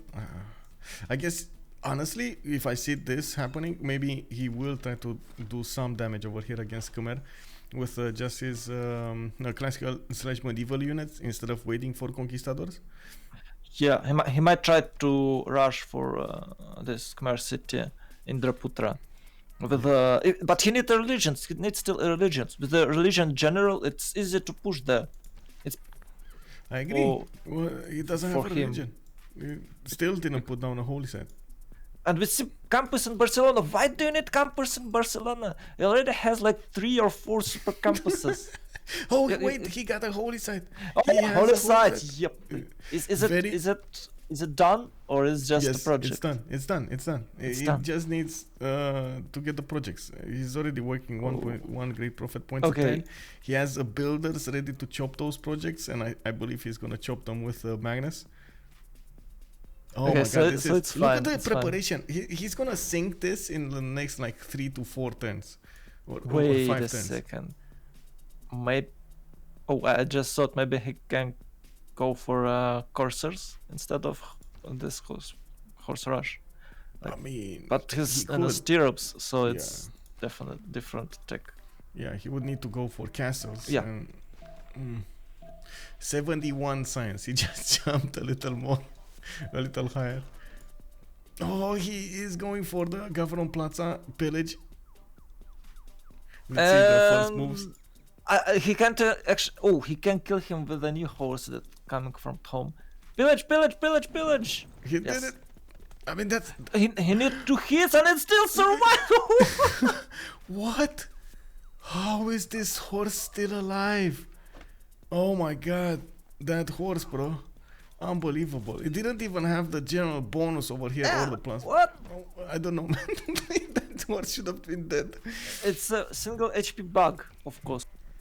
It's a single HP bug. I can't. What? Why? It's impossible. He's going to run away with this horse. Well, he might try to. Oh, with the shift enter, can he actually? Yeah. I don't know, but he should try to run away. There is not a single field around, so he can heal. Yeah, I mean, what can I say? That's. Oh, he can't get that worker. Oh. I think he's gonna die anyway. As in, he just wants to keep it there, or maybe move it out. He could even try to pillage another time. Because honestly, he was faster on the buttons than Lythoxa was, so might wanna try to pillage the Gavron Plaza entirely. While he can get the positioning on Indrapura with his other units. But why is he? No. Titiits, just make a project, bro, yeah, please. Exactly. Just get a project. That's just one project, and that's it.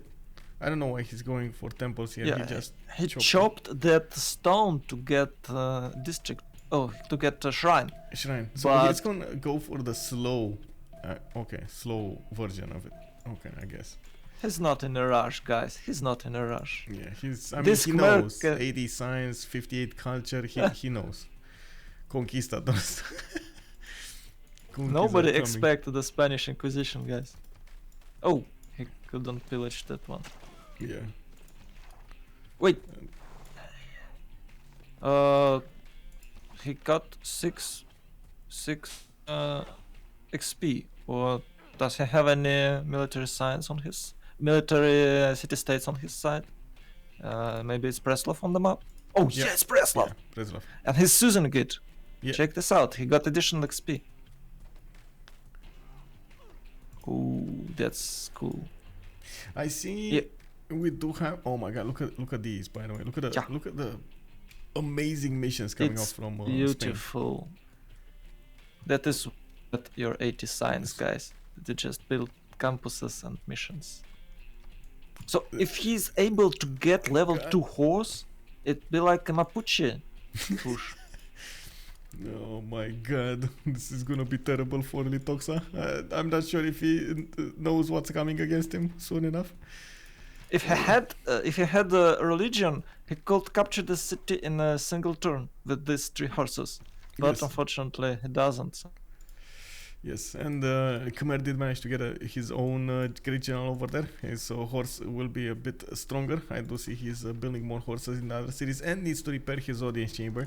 That took an amenity out of his cities with the governor and that extra food with housing.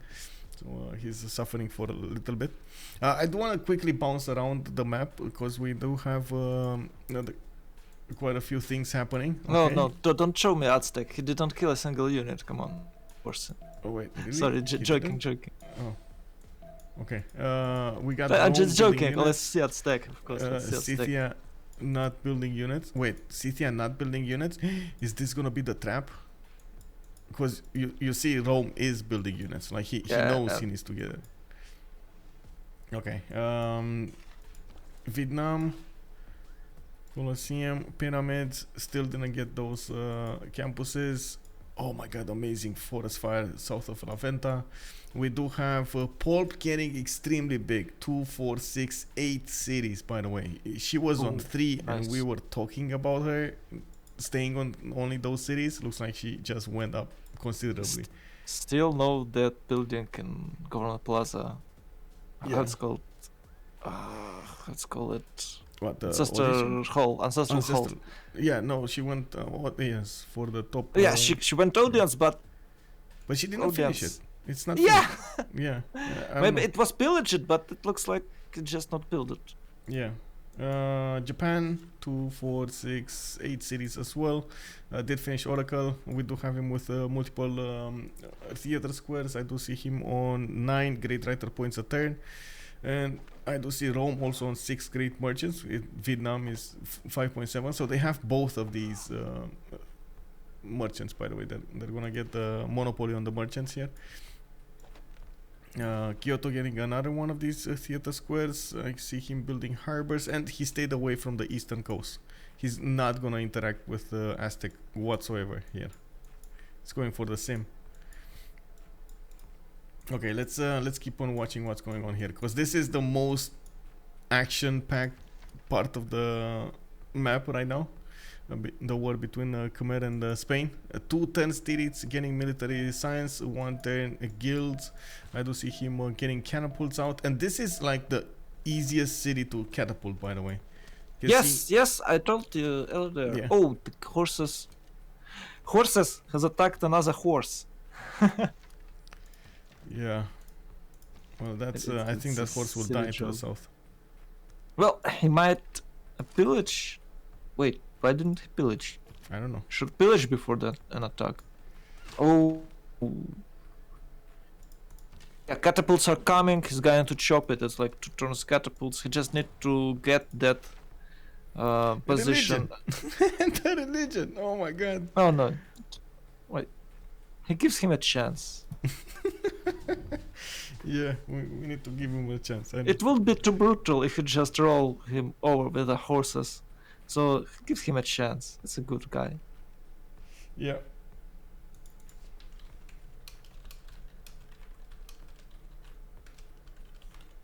Humiliate him with the Spanish push against other Civ.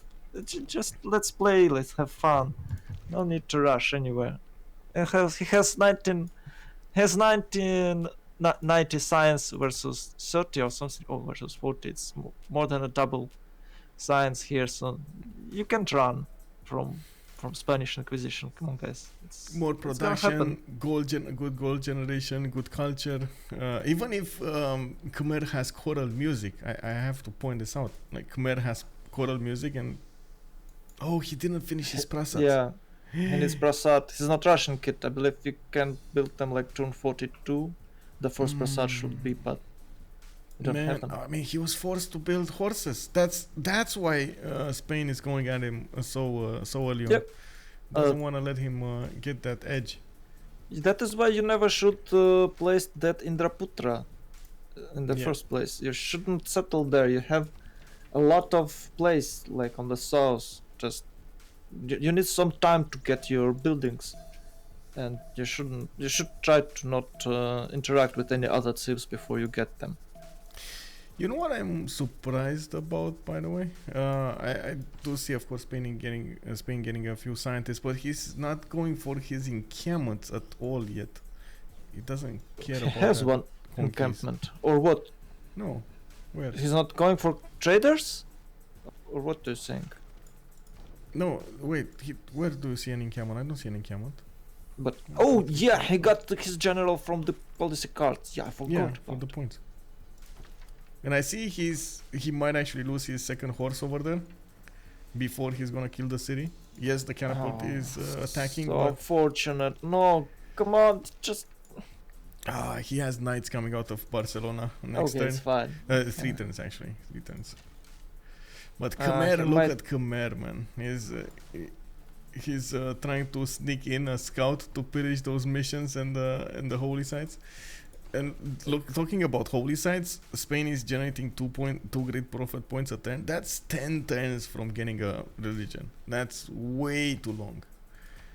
Maybe he's gonna chop it out next turn. No, I don't think so. I think this. It's for knight. Like he gonna to get knight next turn. You think he's gonna switch it? I think so too. But I mean, I don't know. Yeah, he can chop the tiles there. Well, he might of course chop for a settler, but I believe it's knight. So he's running out of time. All his melee units are lost, and he needs additional one to get the Indraputra city. Yeah, city. You can't defend it. At that position when you're bombarded by catapults and you can't answer to that. Is really bad. He shouldn't set here. He might go north to be hidden behind those jungle tiles, but he decided to go south on the fresh water. And he's big just brain tanking. Lythoxa. Did you see what happened? he put an aqueduct on that tile, so he takes away that forest, so it makes the horse not get the extra defense, and it allows the other horse to attack into it because of movement. Oh. Scout is gone. It's a night shop. Okay. Good evening. He's saying good evening. This archer might be lost, but maybe not. Maybe he decided to heal his units. Single knight, of course, is not a danger, because we can see like 4 horses around, and do not underestimate the surround bonus of these guys. And I believe single knight can't push through fortified horse near on this aqueduct. Maybe it's not that bad for Khmer here.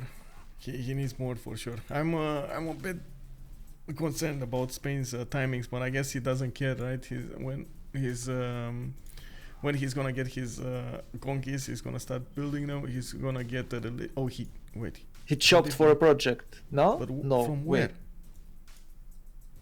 Maybe he has additional cities religion. No, I didn't see one.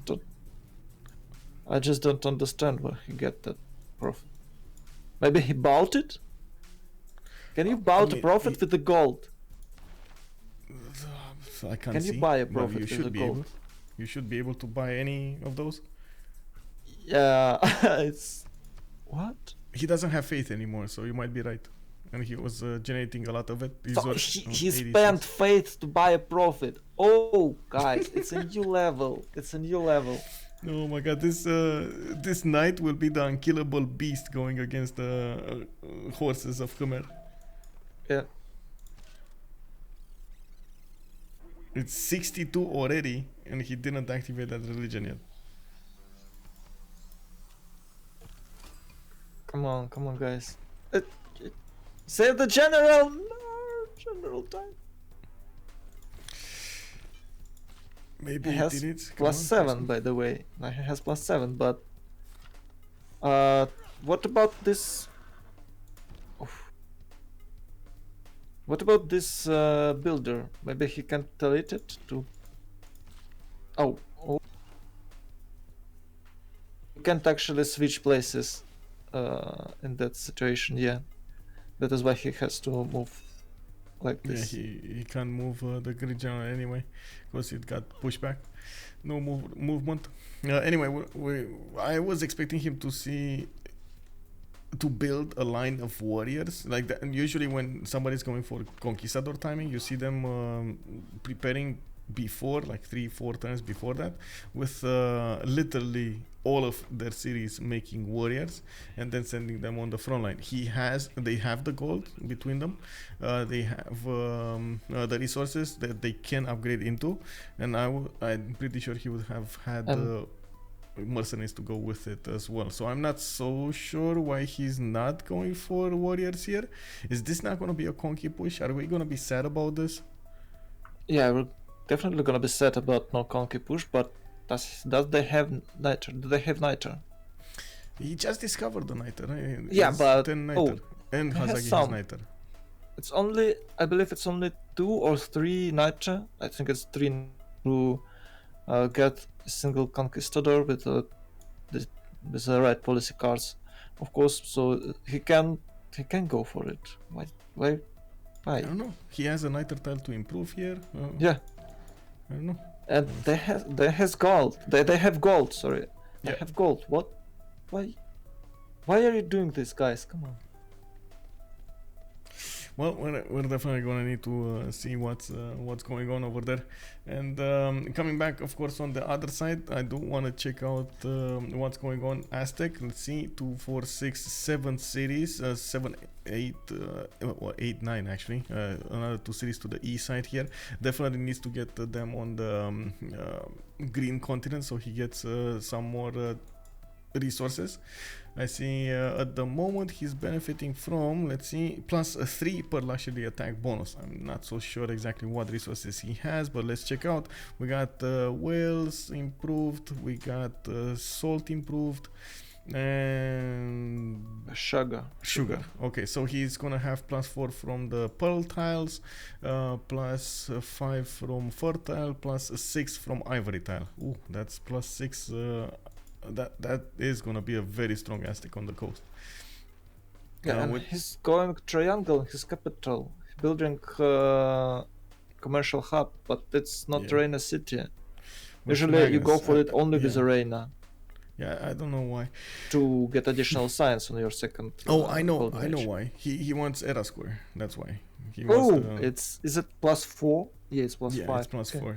Yeah, at least plus 4. So let's see. Era Square Xiffy 5 points off.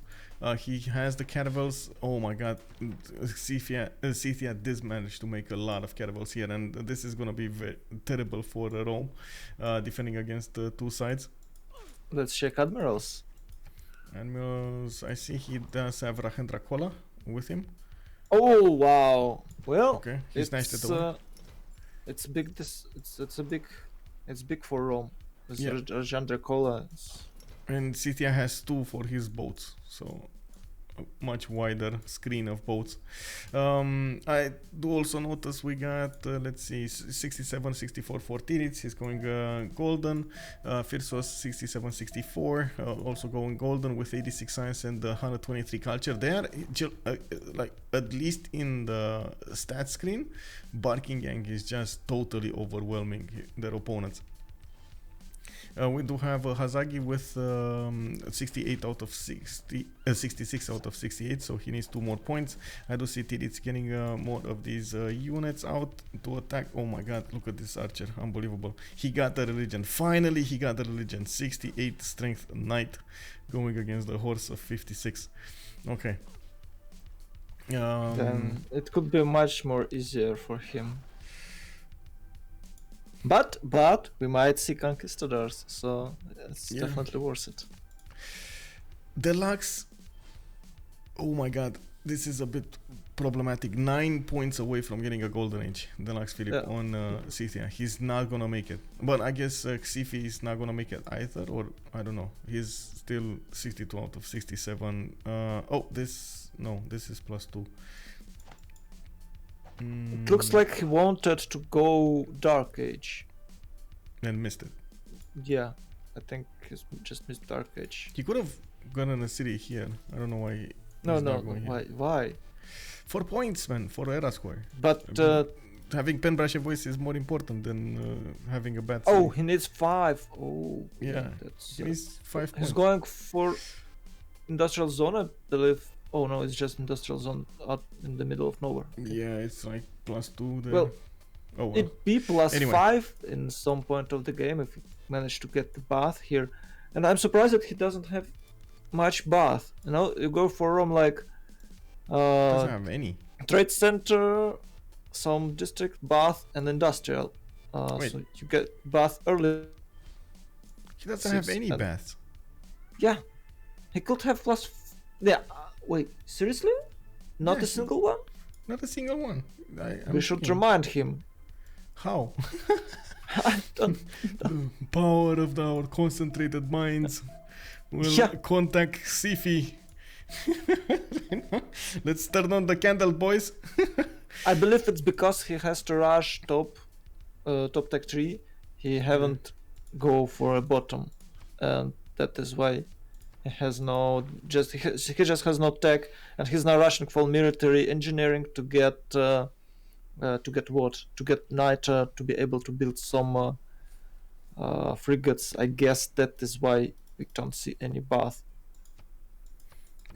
But I mean, he has. Yeah. I mean, come on. Come on, do the bath. Okay. I don't know, man. I guess sacrifices. Maybe he knows a way that we don't easily see to get those points. We're still 4 turns away. I believe he should just give those 2 cities to Scythia, and that's it. Okay, it's the city loss, but Who cares of that? If you in front of them. Yeah. come on, just go south, make some Petra City or something like that, get crazy stats and win the game. But he's fighting for those two cities. Yeah. Okay, you said Vietnam getting bigger. Vietnam is getting bigger. 53 science, 130 culture. Also on the era score, by the way, Aztec did manage to make its golden age. We got Khmer 6 points over the golden age, and the Poolp is going dark age. I gotta say, Poolp is way far behind in the stat screen. I'm not sure what happened here, but she's 24 and 37 points. This is extremely surprising. I guess she sacrificed everything for those cities, and it's not gonna pay out. Yeah, just a slightly messy build order, I guess. Maybe she tried to go like 5 cities, but then she was delayed with some aggression and she decided to go all in for these cities. But you should stay calm, and if you're going what she does, you just need Ancestral Hall. And if she had this one, she could have 3 builders with a 5 charge. And if you see, all those cities are building builders, but they can't be free for you. They could be free for you because of Ancestral Halls. And there you go, it's that city because... Oh, it might get some walls. But we do have cannibals coming off from Japan, and I was checking out if he does have Grandmaster Chapel. Yes, he does, and he's benefiting from 185 faith per turn with 165 production over his empire. This should be overwhelming England's capabilities of dealing some damage here. We'll see. I'm pretty sure Poolp is, like you said, gonna try to get some walls up to at least delay the takeover of that city. Well, I don't see how she can fully push back. No, those cities are dead. She might have a good defense line on Sheffield and London. Maybe even Plymouth are dead. But I can't imagine how can she hold Bradford for additional, I don't know, maybe 5 turns. It's well, what is her tech? She has 25 science against 100 and 130. Japan will have corpse in the 5 turns, I believe. Yeah, it's humanism already. Military science, metal casting, military science for Xiffy, Titiits, and Phyrsos. Also, by the way, city of Indrapura looks like it's going down. Somehow, Titiits managed to sneak a knight behind that city, and I do see this one that's kind of low in HP. It does have, oh my god, does have a promotion on it, and look at these horses, man. They die against the knight. Yeah, wow, it's a Spanish knight.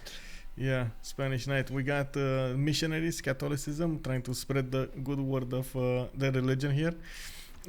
Crossbows coming out as well to fight with the defender. By the way, he got defender on those units, and Jesuit education. So he's gonna get to purchase the campus and theater square district buildings with the faith he's generating from all of those missions. And we pointed out there are so many missions. He's gonna get the city. Like, this is happening, boys. One shot from the trebuchet, one shot from the knight, and boom, that city's gone. Let's see the moves. But why? But why did it? I guess did I care about that one? What? The city's dead, definitely. Yeah. Oh, no, it's a mistake. He shouldn't kill that horse. Oh. Too late. Well, now. He did it. Yeah. City's gone anyway, right? It's yeah, not but gonna... he could get city first, then kill what is left.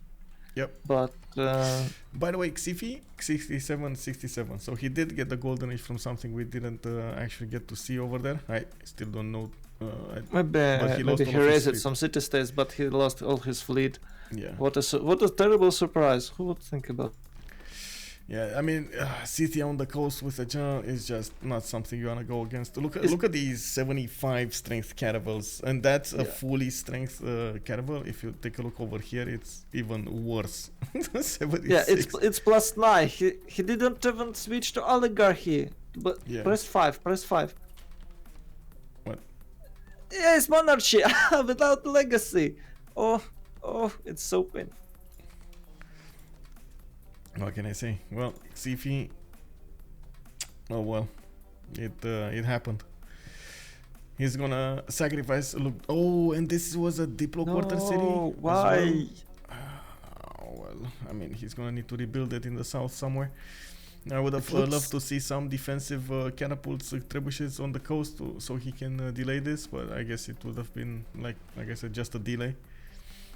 I also like what Deluxe is doing over here. Even if he does have the advantage, he is respecting Xiffy as an opponent. You see, he's getting like all of the things that he should be doing, like the scouts in the water, the support bonus on his units. These are really like unkillable boats. It's right just abuse. He's abuser. It's respecting disgusting his mechanics. opponent. What do you mean? Yeah, of course. But I don't really like this mechanic. I'm so frustrated about it. How does on the tiny fleet, on tiny boat, can give additional bonus to defense? It's just shouldn't work like that. Well, I can do an imaginary exercise here, and for example, especially on the water, if you do have another boat that can spot from afar and can talk with you, it can ideally give you information in how to say in a faster amount of time, so you know to move left, to move right, to okay. defend. I had to admit, you got me here, sir. You got me here. There was a movie actually recently. But I forgot how it's called, with like destroyers on the with the Tom Hanks. Yeah, that one with Tom. Yeah, Hanks. I saw it, but I don't remember how it's called. It's something like Great Wolf, or I don't remember. It was pretty fun. Good movie, yeah. We do have trebuchets coming out towards Bradford. Bradford's defense is going down. Japan pushing in with the knights. Looks like Poolp did manage to get a lot of forces, which he's probably going to try to get into Corsa soon. But, I mean, she's not going for Corsa. She's going for stirrups. Divan Right. Oh, Divan Right is it's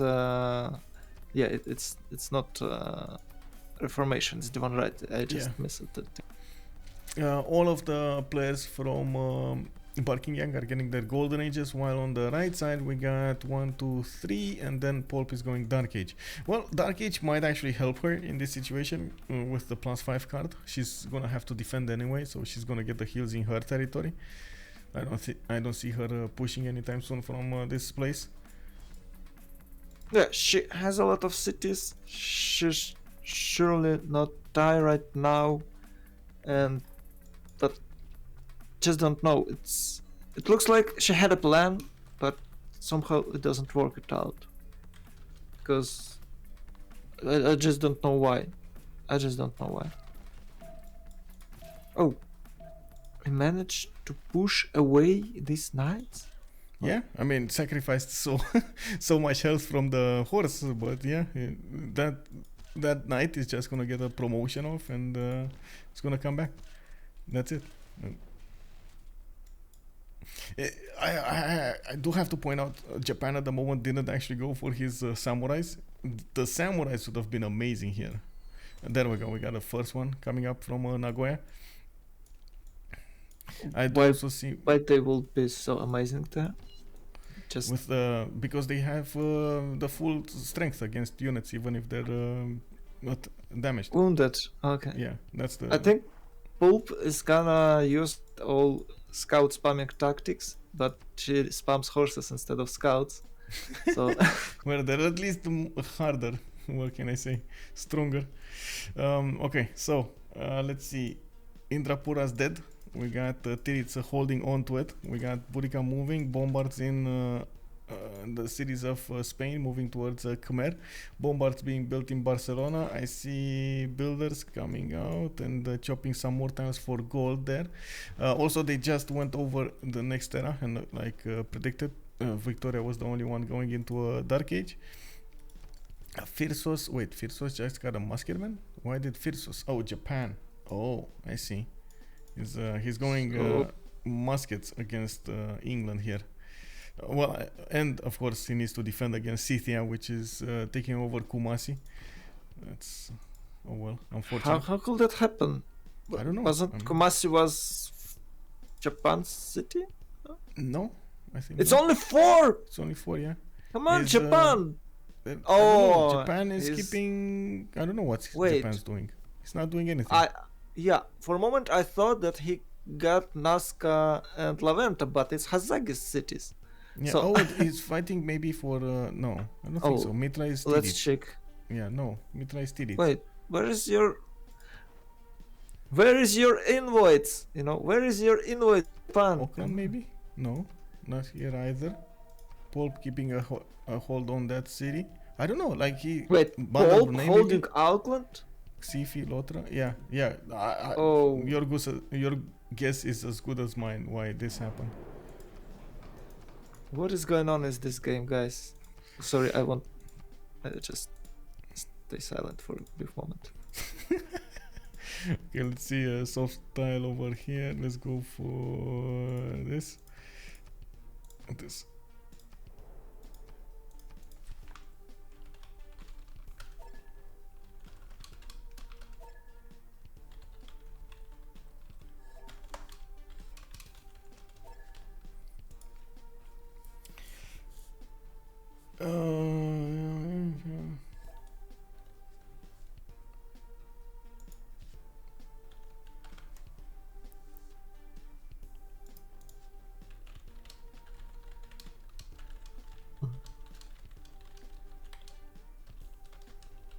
Is it? Are you fine? Yeah, I think I'm fine. He said okay. Vietnam has 400 faith for some reason. Why? Well, first he had faith from underneath his capital, but I mean, and he has Oh, some okay, incense improved, and from what I can see, I don't know why the other ones, by the way. Moksha, I guess, also. It's getting quite a bit from Moksha. Yeah, maybe Moksha. Yeah. Let's see. It Yeah, looks he's on like 13 a it's turn. changed. Oh. That's why. You can always use it for great people, of course. Yeah. I really want to go quickly and see their golden ages, and then we're going to talk about the war moves here. Xiffy, Penbrush and Voice, Philip II, Penbrush and Voice, Phyrsos with Japan, Penbrush and Voice. I see Vietnam, also Penbrush and Voice, so all 4 of them are now Penbrush and Voice. Phyrsos being Penbrush and Voice does mean he's going to keep on buying units here with his 200 faith a turn. We got Scythia on free inquiry. We got Loutre on free inquiry. Lythoxa, Penbrush and Voice, and on Khmer, and Victoria Dark Age. This is extremely surprising. Montezuma and Scythia free inquiry. I mean, Well, they're not even matching the science of their opponents here with free inquiry. I don't Well, know what they want to do here. I don't know. It's surprising. I actually was surprised when Scythia got free inquiry first. But you always pick free inquiry second as a naval thief, so. Yeah, you want to Okay, get for to mercenaries, right? Yeah. But what about him for a while? Maybe he has like a really good harbors, and he built like triangle for this strategy. But It's not paying off. it's not though. enough. Yeah, Oh, it's he not paying off. switched to Reina. Oh, that's Okay. cool. And he is on 121 science, but still, I don't think it's paying off. Like, look at his opponents' culture and science. Late game, they're just gonna end up going to mobilization and fascism Yeah. much faster. I just believe Rome and Spain has a super naval trade, and they're going for research alliance, of course. So they got additional science for them, and Spain got a lot of science from his missions. and he's going to get +2 science from each of it. So we might see like 200 science Spain really soon. Yeah, we might. I also want to point out we got Reina going into the city of Hue. Vietnam is connecting his economy with Japan soon. I'm actually expecting Reina to go. Oh, it's on Osaka. It's good. That's on the way to Kyoto for a trade route. So again, good. Yeah, so we might check the stats of Japan and Vietnam. And on this point, I'm gonna ask you, why would you pick Vietnam if you Japan do the same? And even better. Okay, Vietnam has slightly more gold. Slightly? Just slightly. It's 50 gold. Not much. Yeah, and more production, more food, a little bit. No, it's not a more production. Vietnam.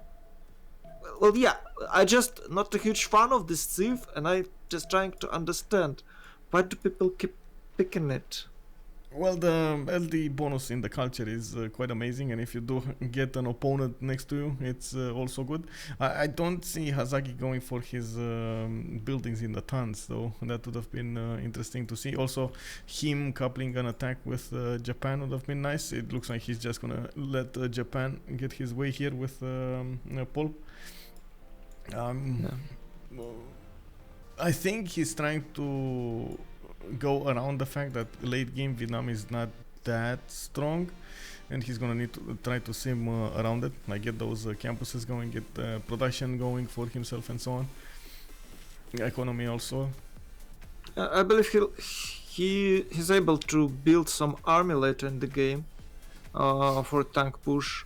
Maybe he'll build some cuirassier army or corps, so he can push somewhere. I don't know where, maybe England, but Japan is doing it.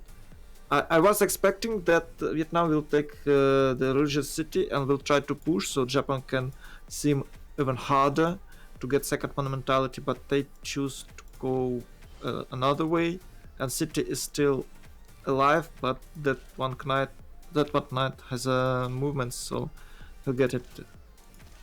We'll get it later. I don't think he's actually gonna want to get Bradford. He pillaged it, like he just destroyed it. Raise it, you mean? Yeah, raise. Poolp doesn't have movement on her units. Take it back. Oh, only on this horse. The issue is, if you wanna take a city like this, you wanna guarantee it, especially with a big army behind it. So you either raise it or keep it, but you shouldn't try to go into a flipping match with it. You're just gonna end up losing units. He just moved his knight from T, isn't he? Or am I just lagging? There was no T there. There was no unit. Okay. Yeah. There was a comment, by the way, about your question. They just wanna pick Vietnam because they can't pick Japan twice. Oh. Obviously you want to pick Japan twice. Yeah. We got 3 turns Mahabodhi Temple finishing in Kyoto. I do see more universities coming out, and Kumasi is gonna die. I mean, no surprise there. It was next to Japan's borders and too close for comfort, especially after... this is why he didn't invest into it. He wanted to take it out anyway. Okay, Bradford is dead, but it can be taken down. It's... Too strong. Too strong, guys. Yeah. Oh, message. We got a message. I see also Vietnam starting to get builders out, and got a few calivers in the water. Deluxe is gonna try to get settlers connected to the Japanese territory on the east side, to the Vietnamese territory on the east side. They want to save Poolp, but there is a Japanese scout there.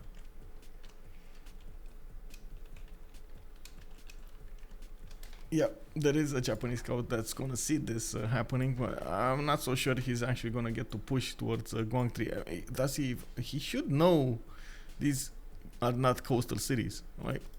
Vietnam put them. We can check it. Let's see. Yeah. They should know. Yeah, they know. They know. They just Then- want to save Poolp, I guess, because Poolp is on a really low stats, like less than a 30. Yeah, she's probably never gonna get to Caravels in this kind of scenario. But honestly, she's gonna die to Japan in any case. Like 125 science, 195 culture. Japan is just putting more and more faith into his units every turn. It's started to core up his units also. Yeah, This it should is be Cuirassier Corps in the a few like- turns. Yeah. yeah. One thing that I did notice, Japan doesn't have a general. I did see he's putting down encampments and of course benefiting from that half cost of the Japanese bonuses. Well, let's see what's happening here. England getting general. We got Japan getting medieval renaissance general. Still Spain is not getting those generals. Did he? Oh, finally he got an encampment out.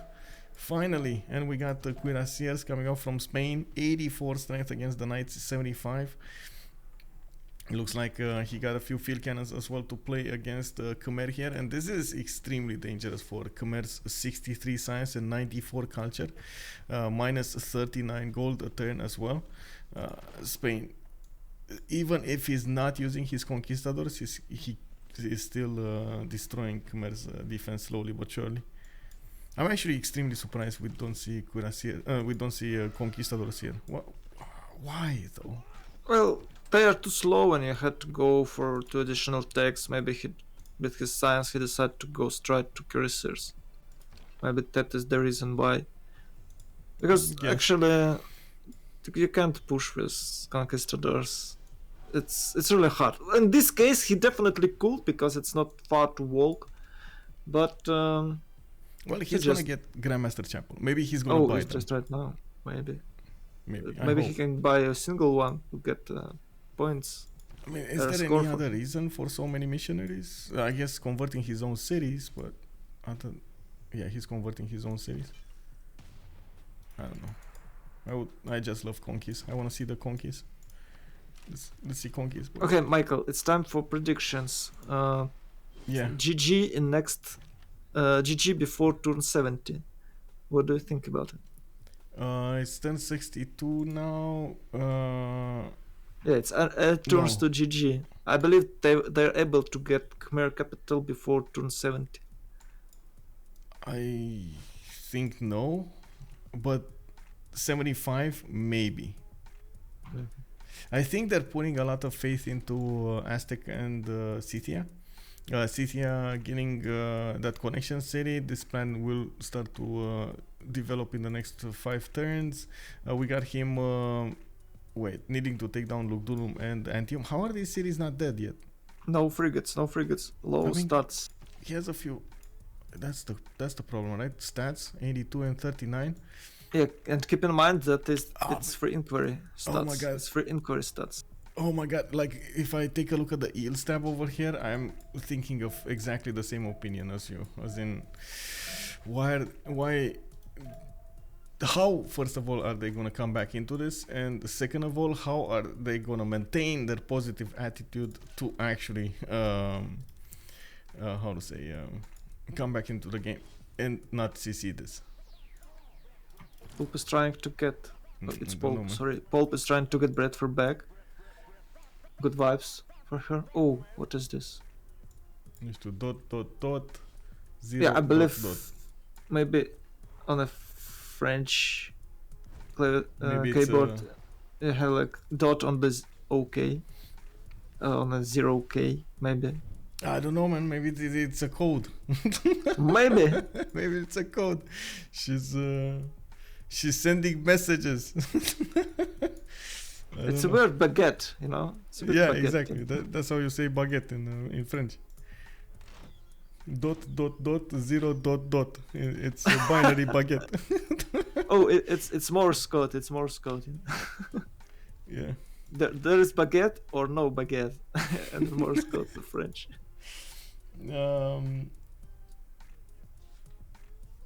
Go, guys, do something, do the stuff. No? So That- I gotta answer a few questions, by the way. First, there is somebody saying about your prediction over there. Is saying around turn 80-ish, it would be a GG. On the other side, he was also pointing, making a comment of for me that it's not about their mentality on this game; it's for the other games.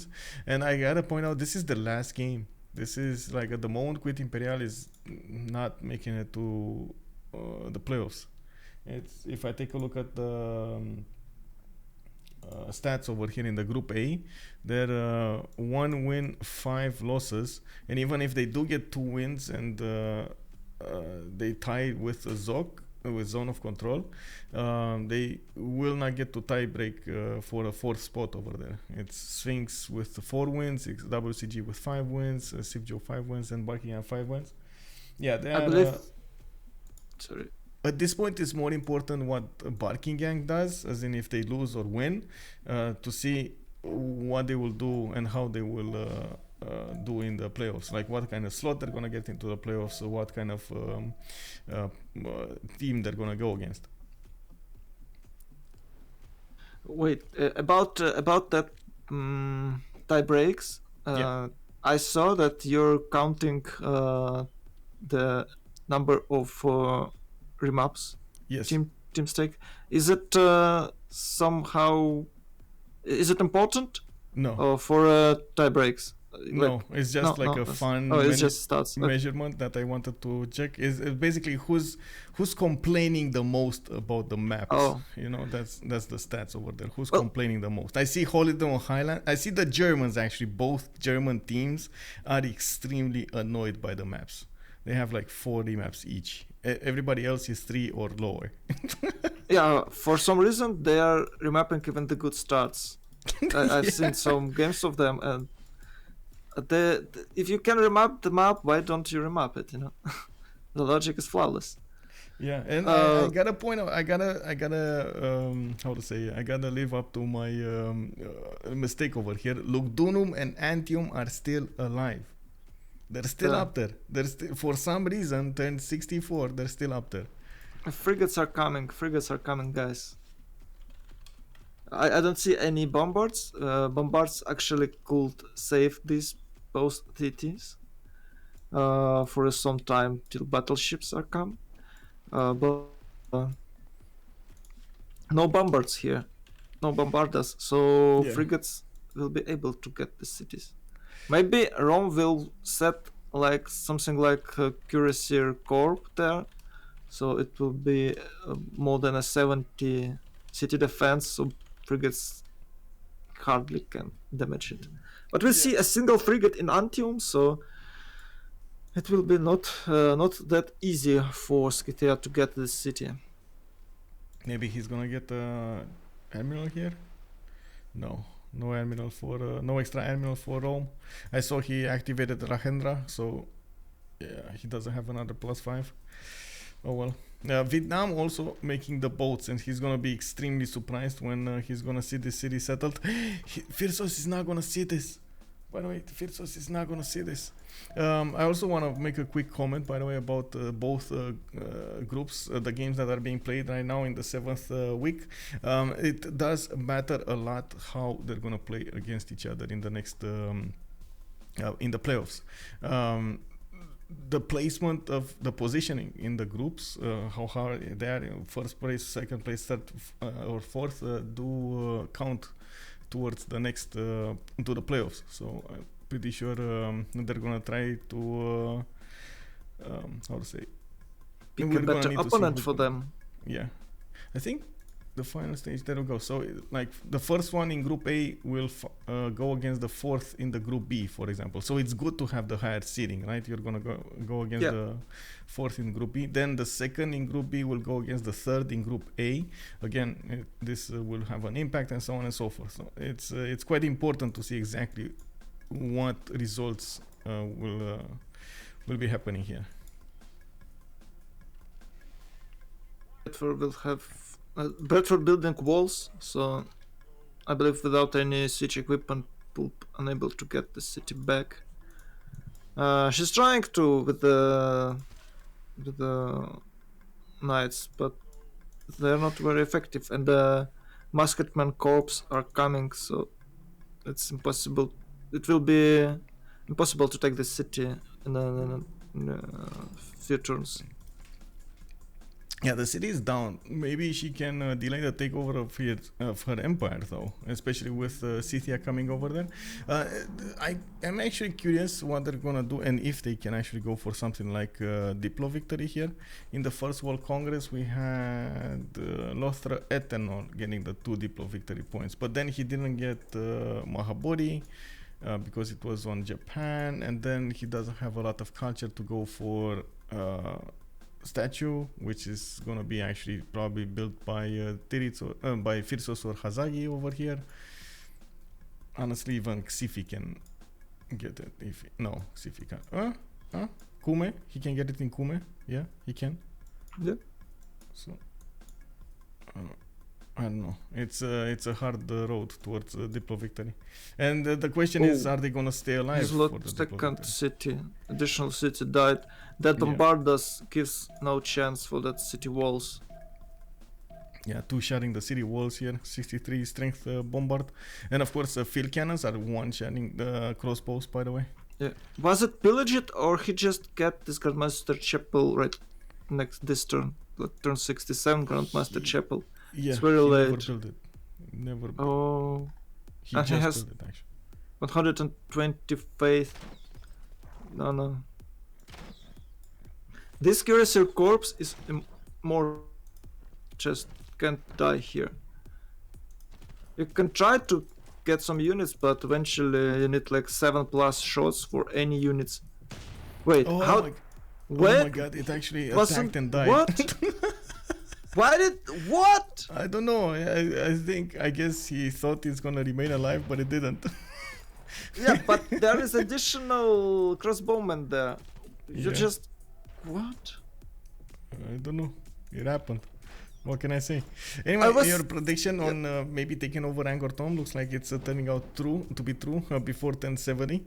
If they're gonna, how do you say? If they're gonna actually No. concede this after 1070, I don't know. We'll see. I believe they'll concede it when Angkor Thom fall. Okay. I mean, that's I guess a good moment. I don't see Khmer with a safety. Oh, he does. Never mind. He does have a safety setup. Okay. He's Sorry, prepared for guys. this. Sorry, Okay. guys. Yeah. Yeah, this is it. So of course Aztec is not gonna be attacked soon because he's on an island.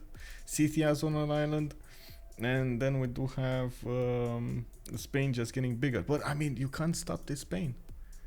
Maybe sure you can protect against Japan, but Spain, after he gets all of this territory on the other continent, he's just gonna explode in science, production, culture, and everything. Like, look at his missions, man. 3, 2, 4, 4 tiles everywhere. He got enlightenment. He's getting he especially built them in the locations that they get like extra points from, like near the campuses, near the holy sites, and it's such a good return on that one single builder charge. Yep. A lot of stats. Just incredible. And it was patch of CWC when you can spam this mission in your each tile.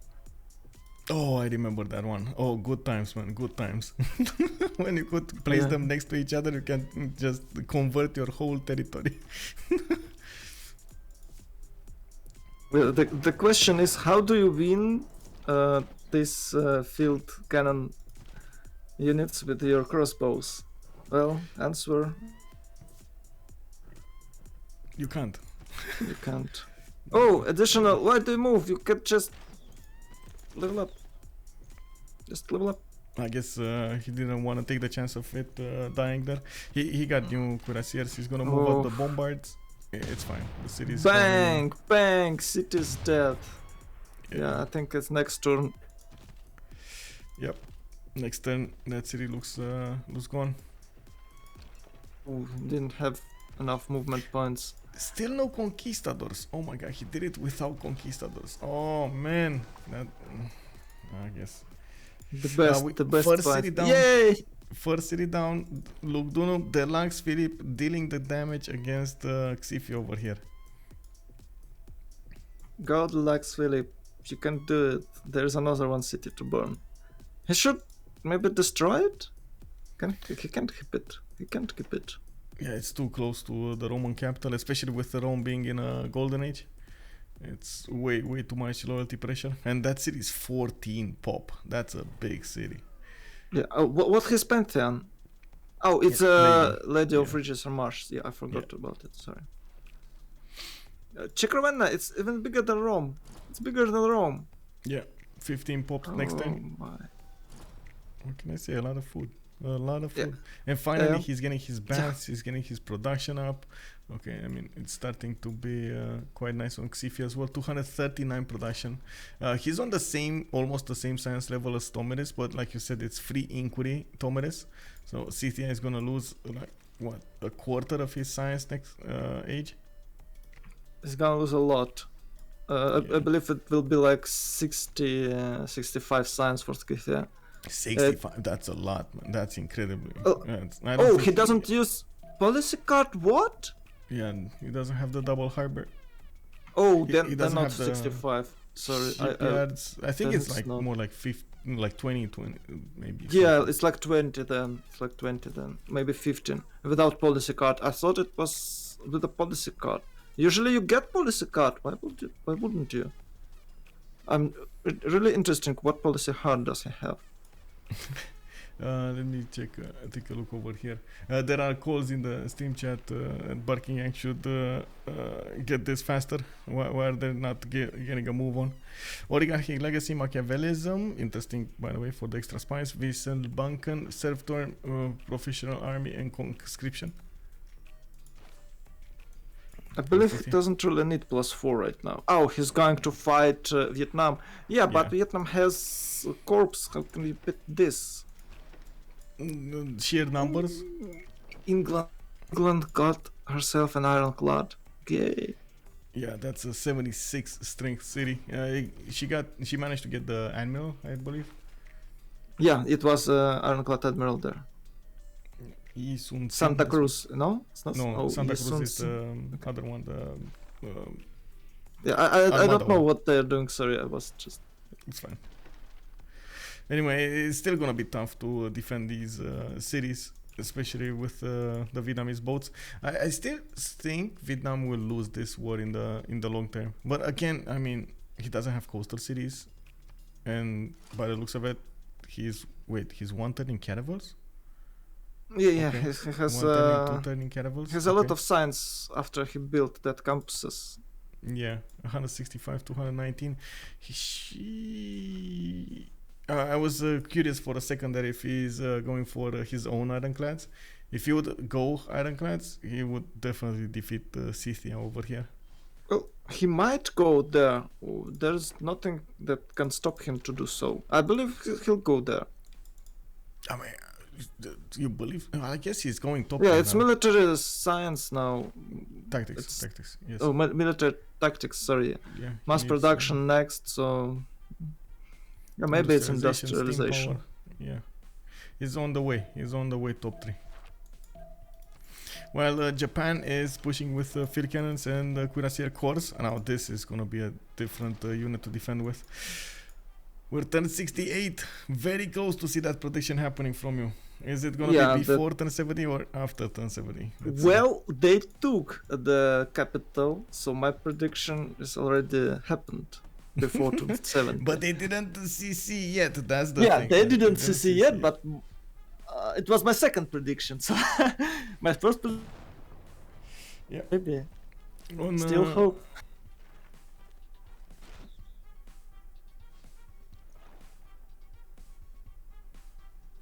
On the Diplo screen, we do have 4 points for Phyrsos because he got Mahabori Temple, and it doesn't look like Loutre will get any extra Diplo point. 2 out of 220. I mean, wow, 200. Yeah, it all because that city, I don't remember the name, was settled. If Khmer was on a defensive position, I believe he could seem better, but he has to build horses. His prasad was delayed, and suddenly he was way behind of Spain. Yeah. Yeah, it's Indraputra. Wait. Titiits over here did amazingly well to go against that city Yeah. with the horses to stop Spain from to stop Khmer from building. That was very, very, very important. We do have them 9 turns away now from finishing this medieval era, and we're gonna need to see Antium go down first. Scythia putting a few of these frigates to work, or I guess one frigate, no, two frigates to work against that city center, and he is building up a canal city to go against Vietnam over here. Very important for Vietnam to defend this choke, by the way. Very Yeah, but he couldn't. There was a corpse, Yeah. I believe, or something like that, and there is and no they died. boats. They died. He managed to get there. Oh, Look at the frigate armada here from Scythia. oh, He got Santa frigate Cruz. Armada. He's Oh. almost one-shotting the caravels of Vietnam. Oh This my is god. problem. This is a big problem. And remember, these boats, when they take down one of their opponents, they also heal. It is such an important mechanic for Scythia. Famous Scythian living boats. And I believe Poolp actually might keep Plymouth over there, slightly north. I think it's fine. Oh no, Cuirassier Corps come. Okay, no, it's not. Oh man, what is Japan gonna do here? Is he gonna put boats in the water as well? Because honestly, Vietnam, by the looks of it, yes, he's gonna dwindle the defenses down of that city. Japan will swoop in, but then he's gonna lose all of his boats, so control of the seas will be on Scythia. Well, after the Plymouth go down, maybe Scythia will be able to stabilize its front. But there is nothing but fleet, so you can kill the fleet, but you can barely damage the Vietnam cities. Until There is not even a single copper here, so he what am I can talking pillage. about? He's never gonna get battleships. I'm sorry. He's like 117 science. Yeah, is it still on free inquiry? Yes. Oh, So he's gonna be like down below 100, Yeah. and he needs to go top 3 for coal and bottom 3 for refining. That's not Yeah, gonna you- happen. You should have like 180 or 200 science at least to be able to do something with the free inquiry second, Yeah. but it's total disaster. I don't know why it's happening. Maybe they spent a lot of production to actually beat Rome in this naval fight, but there is nothing to defend for Rome. Yeah, he lost these two cities, but he has plenty on the land, and they are way better. Like Ravenna. Oh my god, Ravenna is so beautiful. He's rebuilding his diplo quarters. I do see him getting more cities off the coast over here. Wait, is this Oh, Petra? finally, Yeah, this Petra. Yeah, in Palmyra. That's gonna be important as well. Does have quite a few chops remaining here. 1, 2, 3 that I can see. And he did place another city to the south east. Could get one on the gypsum if he really wanted to. Anyway, he's gonna lose Antium as well, and I'm really surprised Scythia is keeping Lugdunum. I don't know why, but I guess he really likes the city of Lyon over here.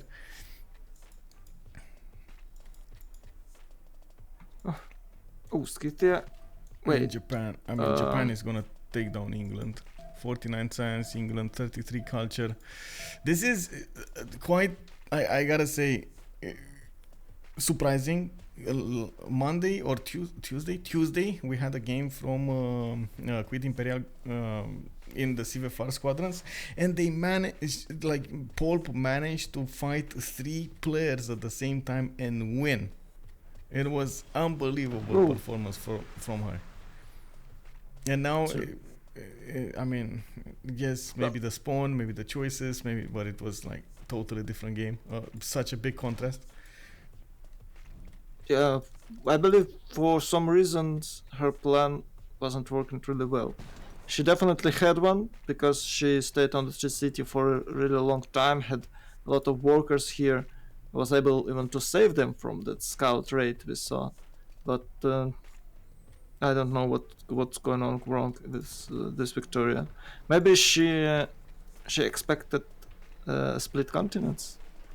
No, I think it was the sacrifice for the extra settlers. Like the second she put 2 more settlers than she should have with England and lost the tempo on getting like campuses or theater squares or a wonder for theater squares. That decision changed everything. She had a really big amount of cities for Government Plaza. How it's called? Halls, but what does she have there? The building for governors. No, building for the governors. Oh, ancestral hall. You're no, it's not. It's audience chamber. Yeah, she had a lot of cities for audience chamber. If she had, if you want to do this, because you're spending so much time to building that settlers, you are losing your tempo, and you don't have stats, and you need to compensate it with fast workers. But with audience chamber, it's you just don't have that workers, so you build like 1, 2 cities less. You stay on the 5 or 7, and get more districts, more populated cities. But right after she finished her settling, the Japan attacked. So she didn't have time to get benefits from cities. Had to build units in all of her cities, and that leads to 0 stats for Poolp. Yeah, that was quite a problem over here for England. Also, Khmer's empire is on its last legs. We got Mahendraparvata taken out. Spain is going to move toward Kompong Svai. And I do see a few boats in the water from Aztec trying to poke a little bit of Vimayapura. But this time he's going to have to go against Spain, which does have the ability to just straight up buy bombards if he needs to. And these bombards will defend the coast. There we go. It's totally different. I think with the walls it will be really hard to get the cities if there will be a cuirassier corps in there. With the frigates, and Aztec can't get any better siege naval units. Like he can't get battleships. Well, he does have 219 science now. He jumped up considerably in the last era. He's getting his production up, factories. Like he's like, especially in this situation, he's not really spamming them out. But I would have loved if you would have placed them a bit more strategically, so he gets like the points spread out to each of his cities from one single factory. You know. Check the Khmer city over there. It's no, the top one. Top one, yeah. Yeah, oh, yeah. Wait, what? It's dying to. Yeah. What? Oh my god. It was a Poolp's, and she doesn't have enough of invoids, so they just seize this city, and the trebuchet is going to kill the Khmer city, guys. It's happening. It's actually happening. God. I mean, they're gonna sacrifice themselves against the city center. I'm pretty sure, especially if Aztec is not gonna. Oh, there we go. Lythoxa just got a knight. They bought him a knight. I guess. No. There was a chariot. They bought chariot and promoted knight. Oh, okay. I mean, that's city. Okay, that's gonna survive. It's fine. Even against Auckland. If Phyrsos seizes Auckland and gets like muskets, it's totally different. But I don't think he's gonna do it. In moments like this, you hope there is Hungary in your team. So you could have a lot of strong units and finish your opponents, but there is not Hungary. Okay, we're 1072. We're past that mark. They did not CC. We got the Deluxephilippe pillaging the harbors of Vietnam. We got also Scythia liberating the cities of England over here, but England, of course, probably gonna lose its cap. She's cap. I don't know why Phyrsos is going for the cap though. He just wants to. I mean, he already took out the Gavron Plaza, because he's not gonna keep that city anyway. Might as well ignore it for a little while, Yeah, he definitely should ignore it. And you know what? With if Japan can completely eliminate England, well, can take most of her cities, it's not really far to go for a Japan tank push against Yeah, Scythia, and he's Scythia gonna. has nothing. Oh, it's like turn 85 tanks or maybe faster. No, don't relobby. Come on, guys, please. Yeah, I don't know. Looks Yeah, like Japan over some here. sometimes when you relobby in these situations, you just GG. Kill the game. Yeah, you killed the Yeah. game. Oh well, I mean, on Japan side, by the way, I didn't want to make a comment echoing your comment with the tanks. They will be coming. It looks like he's going refining. He's going natural history mobilization soon, and I'm pretty sure he's gonna go towards combustion. So yeah, they're coming. They're coming. It's just a matter of time. And Scythia not ready at all. I mean, He's going full top. He's maybe trying to get bottom now. Yeah, metal casting isn't Yeah. coming, but oh my God, Japan has such big stats. I believe Scythia couldn't even afford herself a corpse with 57 culture. Then lightning coming. Okay, maybe he can get a corpse. But no, sometimes, and it's a common strategy, you're just splitting civics, splitting tags, so your teammates can go with the boosts. I don't see any boost available for Aztec to keep up with the science he has. yep. Really hard. They still have some gold. I don't know where they get it. Maybe they can. Actually, can they trade with Aztec? Can Aztec trade with the Scythia? It's not really far. Yes. Maybe they can set He the can get a. I mean, Oh, I'm they- so surprised he didn't get a city on that ivory. Yes, it's a bad city, but it's two amenities. Yeah, it's Reina City with a lot of gold. Come on. Yeah. Actually, if you're playing Knivel, you really like that type of cities if you can place a good harbor. Maybe Aztec is not that good. It's safe to do this, but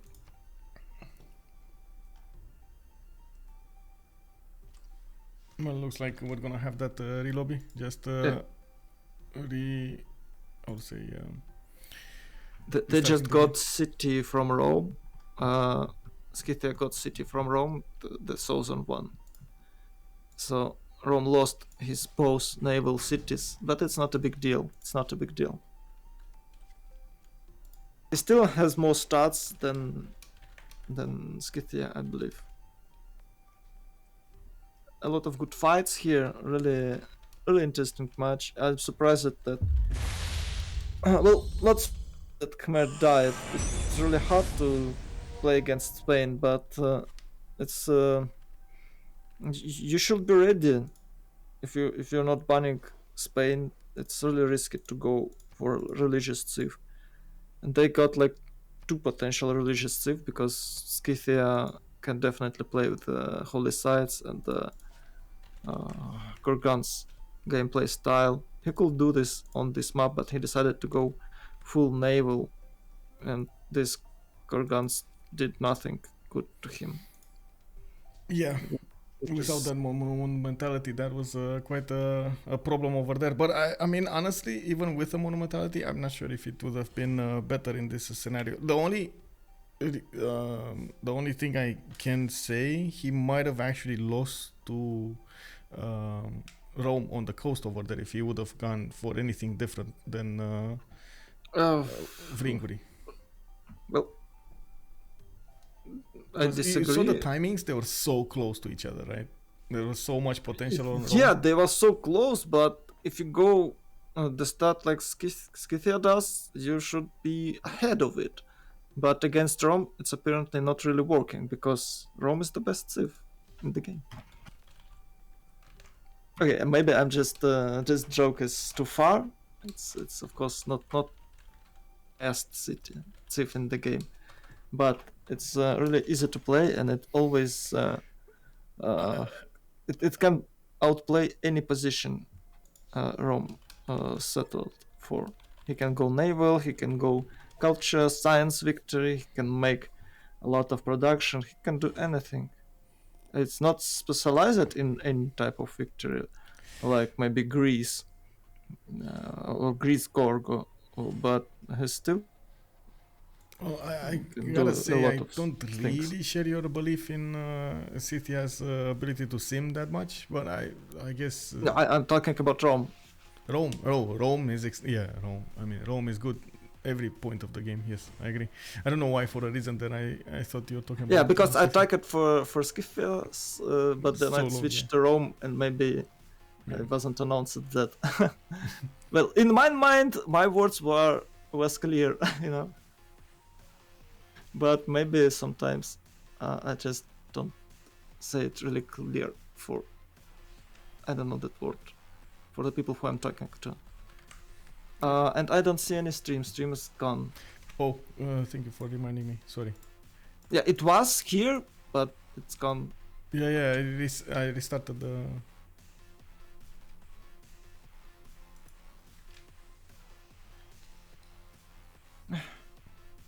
I don't know.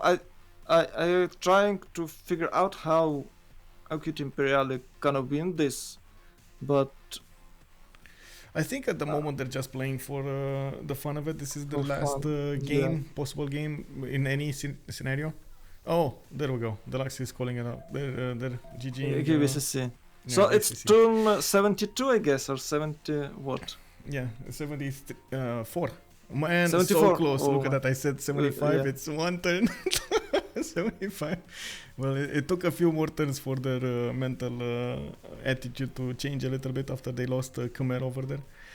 Yeah, and of course this relobby is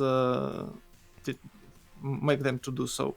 If there was no relobby, I believe we could play slightly more to have a really good fights with the ships and maybe tank push up, but relobby just ruined all mood of Cuite Imperiale and they just decided to quit. Oh, are you going to check something? Well, I was thinking since we're probably gonna get some debrief, maybe we should switch to that channel. At least Yeah, I of should course. have Let's go there. the game open up so we get to see what we're talking about. Let me delete Yeah. everything here and let's go debrief. On my way.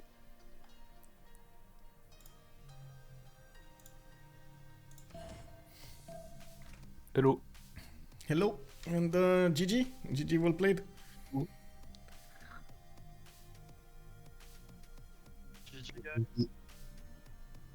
GG. GG. GG. So we do have some questions about the first remap. Yeah. Sure. Why did you choose to remap then?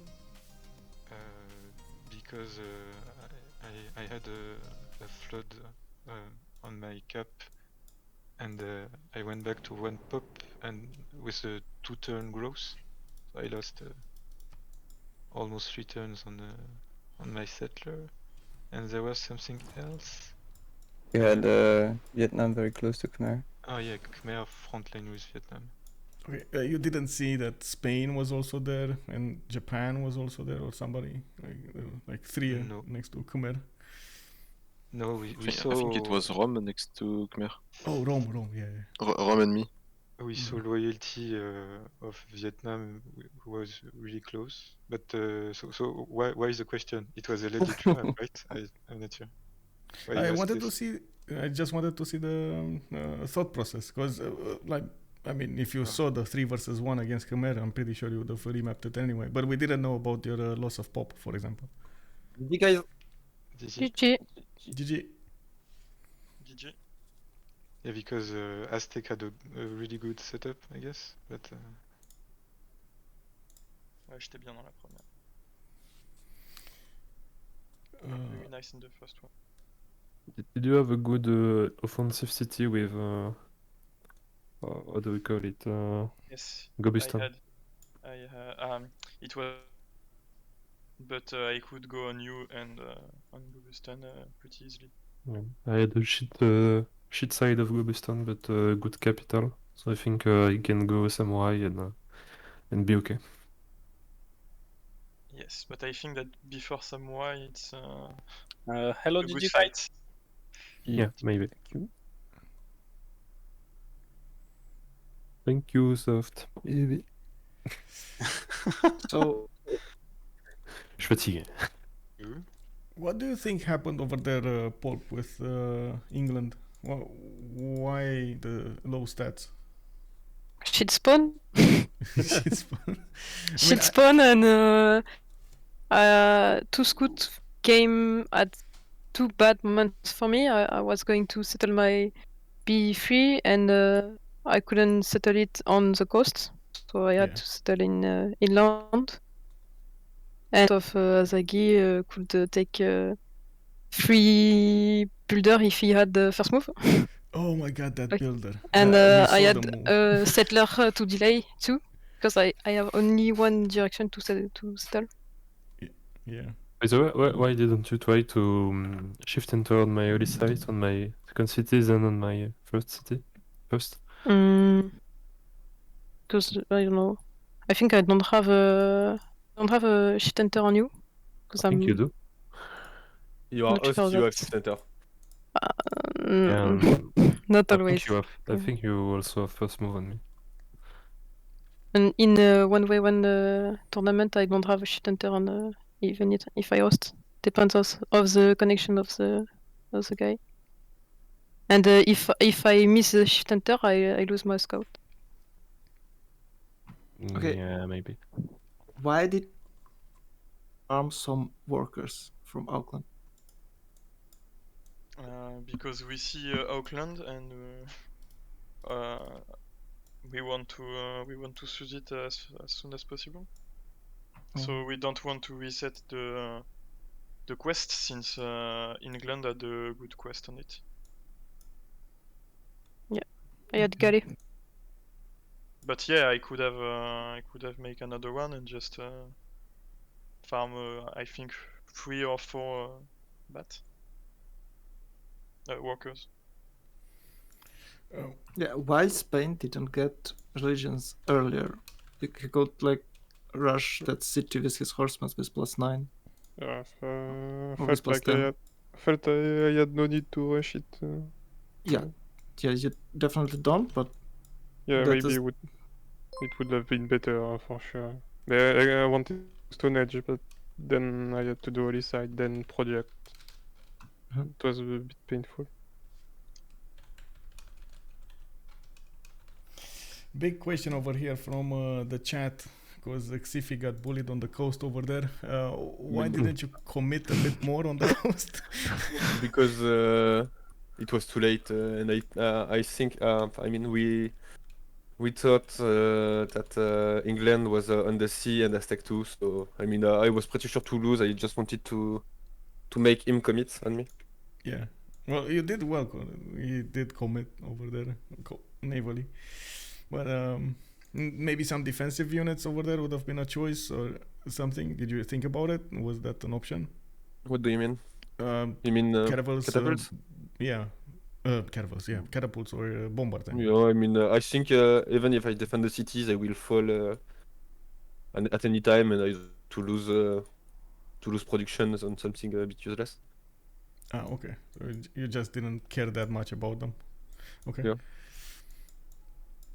There was another question directed at the bath, and I think it's from your capital. Why didn't you build it before the industrial zone came out? The +4. You had a +2, and you could have got a +4. Just a little detail there. Toi, Xiffy, c'est à toi qui parle. Hein. Moi j'ai fait quoi? Pourquoi t'as pas fait ton aqueduc avant ta zone adieu, demande? Dans ta cap. Because I didn't have the tech. That's all. Ah, you went top 3, right? And you totally Yeah, ignored the engineering. Okay, got it. Thank you. And anyway, I got golden, so it doesn't change anything. How did you get that golden, by the way? With Yeah. what? You had you are 5 points away, and you didn't have a wonder building or something. How did you get it? I don't know. I don't remember. Oh my Okay. God, No, you no, just got what? it. I had How did I We get it? are trading a bit of. Well played, water. Xiffy. We are Good job. Good job. No, I mean, I knew I had it, but how did I don't remember. He doesn't even need to think about it. It's because of the naval battle. No, it was a legion up. Okay. First item. First it was, Legionnaire yeah. turned 55. Nice. Yeah. On my land. He said me, I'm gonna up Legion in your land. I was like, what? Nice. Yeah, I remember.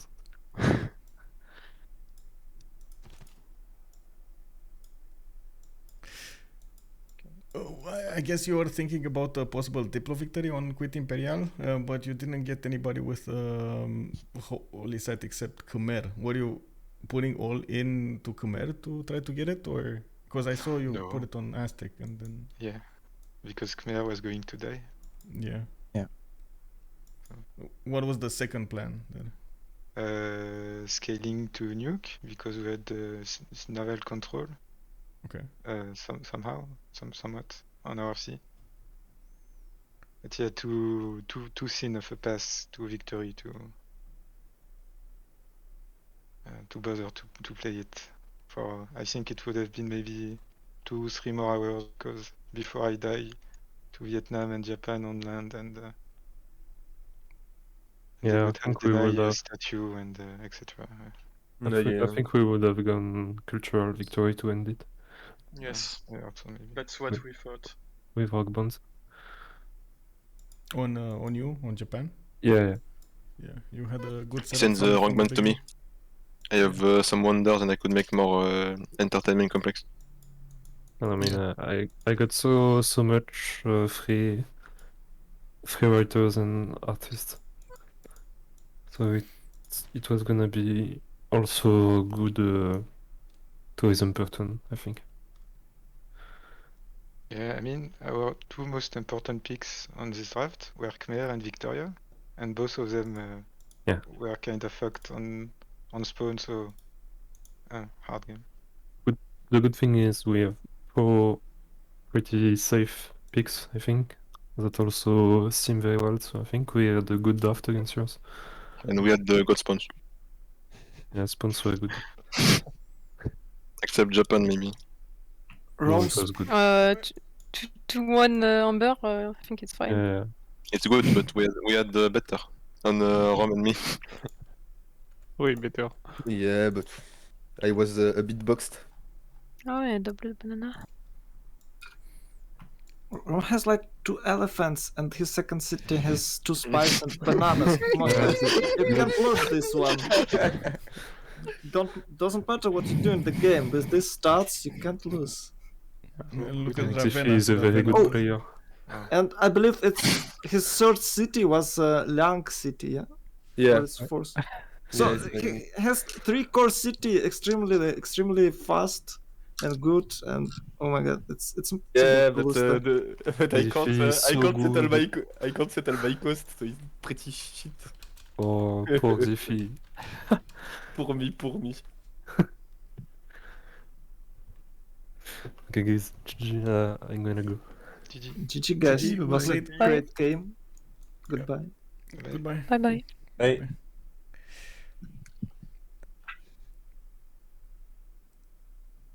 So it looks like we heard a little bit from the players over here, giving us the readout of what happened, giving us a few comments about their decisions in the game, and of course knowing why they remapped the first one. I will input the results over here, and I do want to answer a few questions over here from the stream chat. Cochrane, definitely you need to ask Hazaggi that. I have no idea. Also, Peter Rowe, good evening, sir, and welcome. Will there be another game today? If not, can you tell me when there will be another one?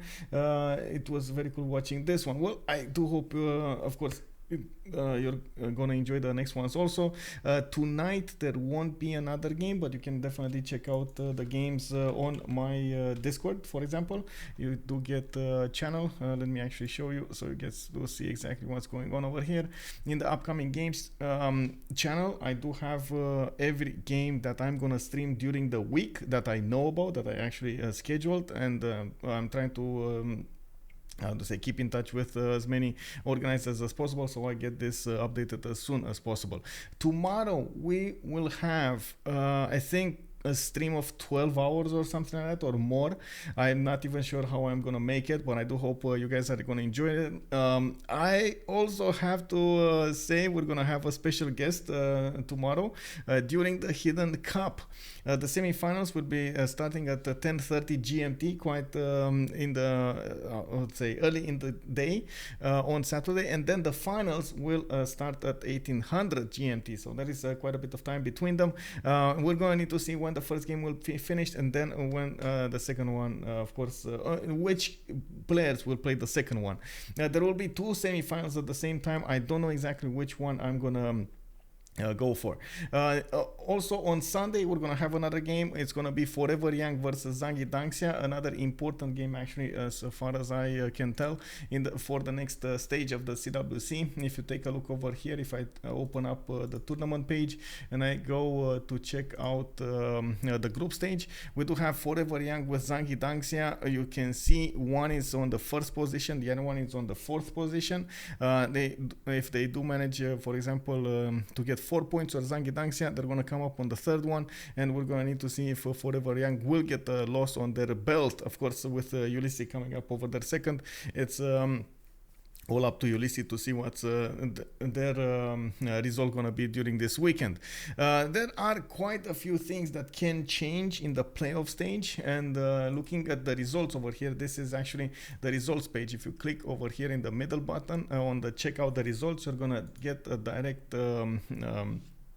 a link to this page, and this is from the from the Challenge 1 website. I'm still working around getting something like this on the website. It will take me a little bit of time to figure it out, but I do hope I'm gonna get it. Anyway, we do have in the round 1, you can see the stages of the next groups, the next games. Group A, Group B all have their different seeds. They will get to play with each other. 4 teams from each group will go into the next phase, and the seeds will matter so much on how they're gonna get this. Remember, this is one single round of elimination. They do have a best of 3 to play between the teams, and this is gonna be important, but you gotta take into account they won't have a lower bracket to fall into. This is gonna be it for them. We're gonna have this best of 3. Their matchup over here will be extremely important. Of course, I do also want to thank, by the way, for so many comments over that Alex 2005. Thank you very much, Phyrsos, for that Raider 4. Thank you, sir, and welcome to the stream. I do hope you had an amazing game, and indeed, I do hope you're also going to keep on streaming. It's very important to keep on streaming because I'm sure you're going to get your own audience. We're here to help. That's all I want to share as a message. I'm definitely trying to raid, host as many, and of course, give shout outs to as many streamers that I know from the community. It's I think a good thing to have, a healthy thing to have, especially in a community that is growing up. Kunza Kimbo, thank you very much, sir, for joining. Salty Capybara, you got to see Hazaggi today, and indeed he won again. Great game to watch indeed.